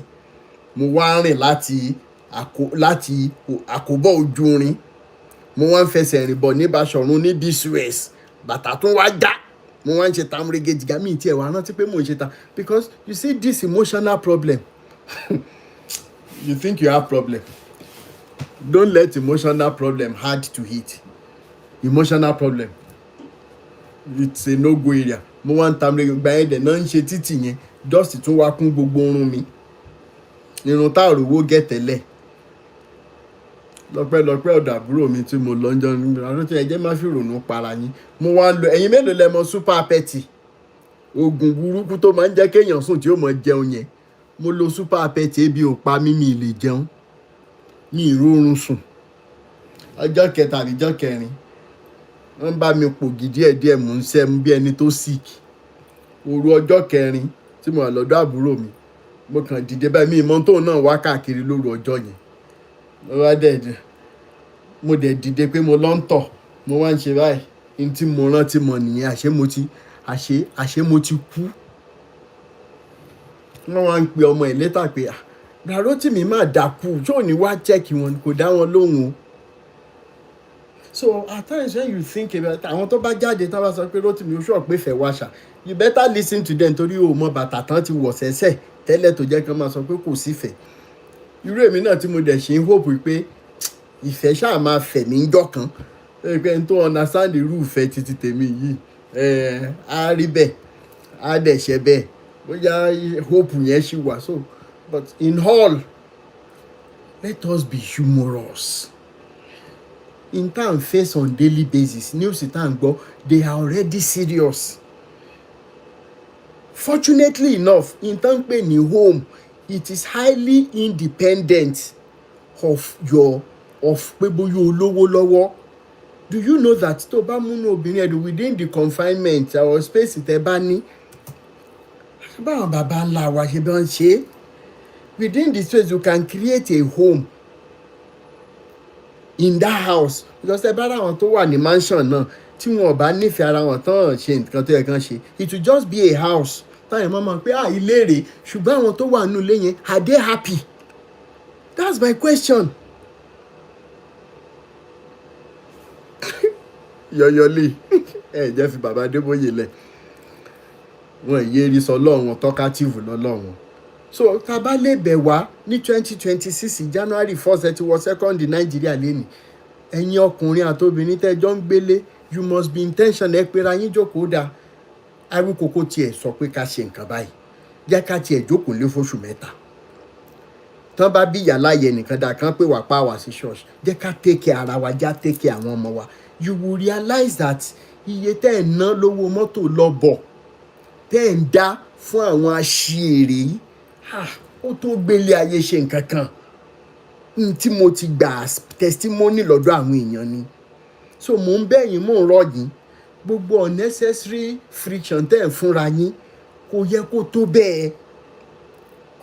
bẹ́ẹ̀ ìwọ tó ń wò mí sìn pẹ̀lú bó ṣe sin Ọlọ́run àwọn bàbá yín tó ìjọ́ wo ló rántí bẹ́yìn dédé gan ṣe ń rí mọ́ and you are frustrating your wife because you are telling your wife pé aṣáàgbọ́dọ̀ máa lọ church ni o aṣáàgbọ́dọ̀ máa lọ ní o ní tó bá fi lè mú wa ká mọ́ lọ mọ́ báyìí ó ti di pé ó dánmé èṣù nìyẹn ẹ máa kọ́ ẹlẹ́ òun threatening ìyàwó òun threatening ọkọ torí Ọlọ́run wèrè tán introduce sí yín káàkiri òun fọjọ́ ọ̀la ẹ̀ tafàlà òun fi ọjọ́ ọ̀lẹ 2026 you must be intentional ẹ̀yin ọkùnrin náà kì í ṣe gbogbo ìgbà bóyá ẹ rántí àwọn iṣẹ́ tó ń kọ́ àwọn ọmọ yẹn mọ́ but closeness tó yẹ kó wà láàrin ẹ̀yin àtàwọn ọmọ yín it is only dependent on iye tẹ́ ń fún wọn ẹ̀yin tẹ́ bá ní mọ́tò ayọ́kẹ́lẹ́ bàbá tèmi ló kọ́ mi bọ́n ṣe ń change táyà mọ́tò ní tí mo lẹ́nì lọ́dọ̀ popsi mi ó pọ̀ dáadáa I'm telling you the truth because he was somebody who was gifted when it comes to all these engineering things ó dẹ̀ yọ nínú ara títí tèmi náà to a very reasonable extent ẹ̀yin ọkọ àtìyàwó tẹ́ ń gbọ́ mi ìwọ ọkọ ra lúdò wálé ra ayò ọlọ́pọ́n wálé ẹ lè mọ fowó sí gan láàrin ara yín it brings the closeness ẹ rí yàtọ̀ láàrin àwọn ọmọ yẹn ẹ rí yàtọ̀ láyé àwọn ọmọ yẹn I'm telling you the truth we need to rescue these children enough is enough Monopoly wà ń bẹ̀ Chelsea wà ń bẹ̀ eléwé ń jẹwé wà ń bẹ̀ ẹ jọ̀ọ́ ẹ bá mi dárúkọ games then ọ̀rọ̀ ṣẹlẹ̀ ẹ jọ̀ọ́ nítorí Ọlọ́run àwọn ọkùnrin tá a bá ní mentality wípé ìyàwó ló yẹ kó ṣe báyìí you will lose that woman. I will tell you this and round up today by God's grace tomorrow hopefully we'll be able to come. Ọkùnrin yẹn bẹ̀rẹ̀ sí ní ó fẹ́ very lovely woman and everything so along the line after years of marriage torí pé ó bẹ̀rẹ̀ sí ní rí obìnrin míì tó fipò younger ó bẹ̀rẹ̀ sí ní withdraw lọ́dọ̀ ìyàwó ó ṣe bẹ̀rẹ̀ sí ní withdraw ìyàwó notice gbogbo tó bá ṣàti fẹ́ náà ló máa ń bọ́kọ fẹ́ níjọ́ kan ló máa di ọkọ máa délé ó wá sọ fún ìyàwó pé anything you want let me know but I want a divorce mo fẹ́ divorce yẹn give me some time to think about it because I always want to make you happy ọkọ yẹn kọ síbẹ̀ pé just mention anything out of all the properties I'm ready to let go so ìyàwó after 7 days ó wá sọ fọ́kọ wípé n tí mo fẹ́ ni wípé n tó ṣe fún mi níjọ́ tá a kọ́kọ́ marry years ago tó gbé mi látẹnu ọ̀nà you know wọ́n dẹ̀ lọ́mọ kan tó gbé mi látẹnu ọ̀nà tó gbé mi wá sí bedroom some of you might have come across this story before ṣé nǹkan tó fẹ́ nìyẹn so ọkọ wa padà lọ sọ́dọ̀ àlè níta pé ó mà lóhùn òfẹ́ nǹkan kan pé kó nǹkan gbé fún ìjọ́ méje ìyá alẹ́ ti táwọn kì í sórí ìyàwó ẹ̀ tó ti dàrú mọ́ títí rẹ̀ wò sáré ṣe ká ṣàlè márì ọkọ wa bẹ̀rẹ̀ ìjọ́ kìíní ó gbé ìyàwó múra ó wá sí ẹnu ọ̀nà ọmọ ṣàn wò pé kí ló ń ṣẹlẹ̀ ọkọ gbéyàwó gbé lọ síyàwó kan jùlẹ̀ ó dẹ̀ lọ ìjọ́ kìíní ìjọ́ kejì ìjọ́ kẹta ìjọ́ kẹrin wá bẹ̀rẹ̀ sí ní wò pé òun rè níwájú mi rò òun ò ní irun funfun òun sì yọ̀ǹgà ìyàwó òun ló ti ń ní irun funfun yìí ó wá bẹ̀rẹ̀ sí ní take note àwọn nǹkan kan níjọ́ kẹrin yẹn ó tún wá take note tó ń ṣẹlẹ̀ sọ́mọ ọmọ náà wá happy pé daddy is carrying mommy láì mọ̀ pé that will be the end of the home he thought they once had. ìjọ́ karùn-ún ó notice the wrinkles ó notice the hairbag ó notice a lot of things. ìjọ́ kẹfà the tears were rolling down the wife's cheeks. So at that point in time, because he was a man of conscience, he was able to think over all of the sacrifices of the woman. So ìjọ́ keje did the same thing. But the seventh day, he could not bear it. And the wife already thought, okay, going back to the concubine, and everything. Nígbà tó máa dé ọ̀dọ̀ àlè títà, surprisingly, he told that one, you know what, I cannot continue with this wicked plan. I love my wife so much.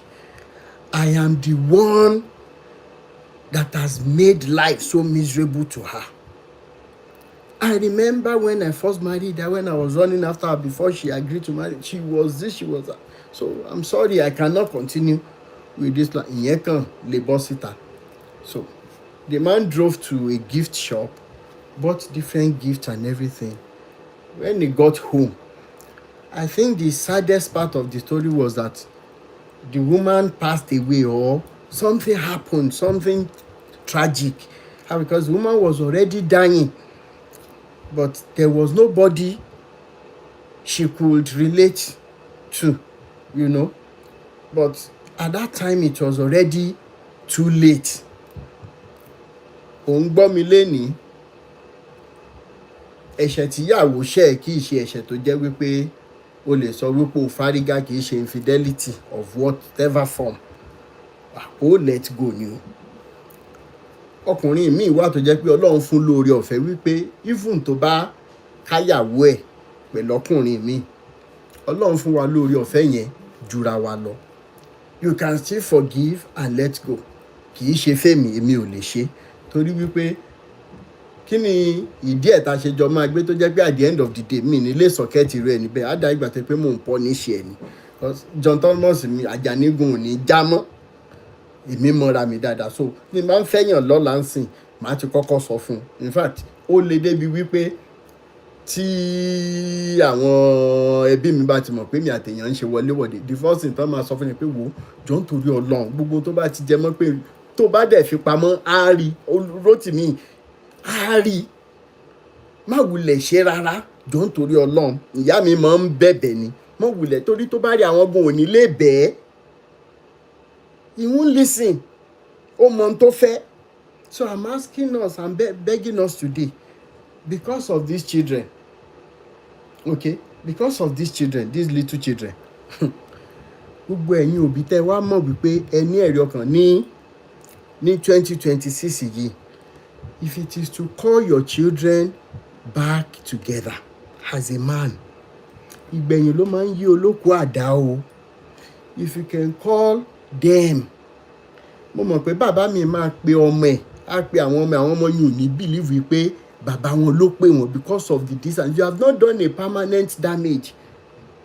But if you can take that step today, go and look for okra soup to swallow your pride. I'm telling you the truth. Mo mọ̀ tí mò ń sọ. Maybe next time, tá a bá wá bóyá ọ̀la yẹn, èyí tó ṣẹlẹ̀ sí Nké àtèmi náà, a máa fi ṣe àkàwé fún wa. But the rise and fall of the whole story is our children are tired. our children with the potentials they have, with the greatness in them. Our children with the kind of wisdom táwọn òyìnbó gun ò lè dúró tì, táwọn akẹgbẹ́ wọn nílùú òyìnbó tí wọn ò lè dúró tì. Are we not wasting their lives? Are we not wasting their potentials? Mo ń bẹ̀ wá, mo ń rọ̀ wá gẹ́gẹ́ bí òbí. Yálà a wà together tàbí a wà together. Tá a bá lè ṣe in such a way tó yẹ pé erin méjì wà tó ń jà, koríko abẹ́ erin kò jìyà ẹ̀. Mo ń bẹ̀ wá ni. Mo ń bẹ̀ wá ni. Is the reason why we're going in this direction at this point in time. The lesser you go for programs, the better for you. The more time you have for your family, the better for you. Ẹ jẹ́ kí gbogbo àwọn bàbá yìí kí wọ́n rí wípé omi ti tẹ̀yìn wọ ìgbín wọn lẹ́nu. A ti rí láti 2025 tó lọ 24, 23 wípé tó bá wá sí church Ọlọ́run kan máa irọ́ tó láyé yóò ṣe, and I will lash out against them fún gbogbo àwọn evil teachings tán ti fún wa tẹ́lẹ̀. Gbogbo ẹ̀yin pásítọ̀ olórí burúkú àṣírí tó yẹ pé àwọn ìyá tún máa dé sí church late torí pé wọ́n gbúdọ̀ dáná fọ́kọ, wọ́n gbúdọ̀ tọ́jú ọmọ. Olórí burúkú yín máa ní pé Ọlọ́run náà wá sí pé wọ́n late, ẹ máa ní kí wọ́n máa kúnlẹ̀. Àwọn ọmọ yín ò ní ga láyé. Gbogbo orú ẹ̀yin pásítọ̀ báyìí, àwọn ọmọ yín ò ní jẹ́yàn. Ẹ ní ayọ̀ láyé, ẹ ní ayọ̀ lọ́run. Tá a bá wá rí kankan nínú ẹ̀yin pásítọ̀ yìí tó sì dúró lórí pé tí mẹ́mbà kankan ò bá wá sí chọ́ọ̀chì mọ́, ẹ máa wá dúnkokò mọ́ wọn, tàbí irú ẹ̀yin tán máa rán jáde pé ẹ lọ máa dúnkokò mọ́ wọn pé tán bá wá sí chọ́ọ̀chì wọn ti fi kọ́fí Ọlọ́run sílẹ̀. Ẹ ní délé pé ọkọ̀ ó mọ̀ gbé yín hanu. Irú ìwọ pásítọ̀ bẹ́ẹ̀, gbogbo ohun tó o fi ń ṣe agbára òkùnkùn Elédùmarè bàjẹ́. Gbogbo orú ẹ̀yin pásítọ̀ bẹ́ẹ̀ látòrí àwọn bàbá yín wá sísàlẹ̀, gbogbo nǹkan tẹ́ ń tọ́lá, gbogbo tìró, ṣé ẹ mọ̀ pé mo dọ́gbọ́n sọ, ìwọ pásítọ̀ tó ń lo tìró ó mọ́ rẹ o, ó dẹ̀ mọ̀ pé àṣírí ẹ ti tú sí mi lọ́wọ́, ó mọ̀ lo tìró. Prógráàmù ní ṣá, ó mọ̀ wá gbọ́n orí bí wèrè, ṣé o mọ̀ pé mi ì dárúkọ, ṣùgbọ́n ó mọ́ra ẹ̀. Ẹ̀yin olórí burúkú aláyé bàjẹ́. Èèyàn máa wá sọ́dọ̀ sí ìpéjọpọ̀ yín pé òun fẹ́ wá gbàdúrà kó tí ẹ gbé ṣòro wá. Ṣùgbọ́n wàhálà báàgì tẹ́ fi ń di ìṣòro lọlé fún wọn, wọn lẹ kó pamọ́ bíi warehouse yìí, ẹ̀yin olùṣọ́ lórí burúkú yìí. Ẹ tún gba tìró.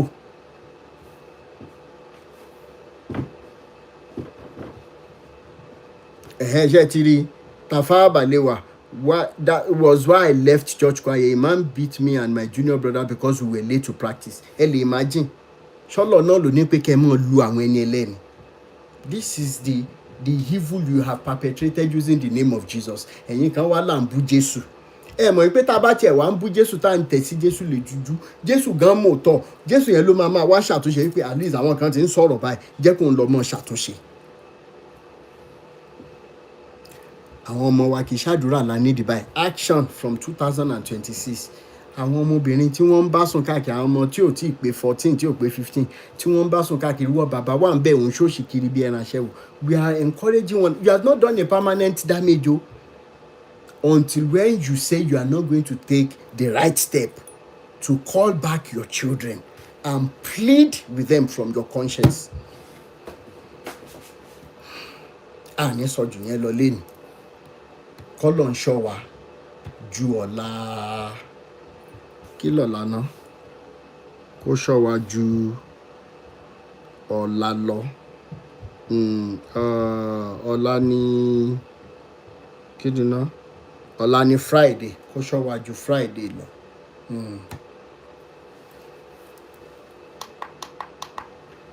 Kó ṣọ́ wa ju Friday lọ.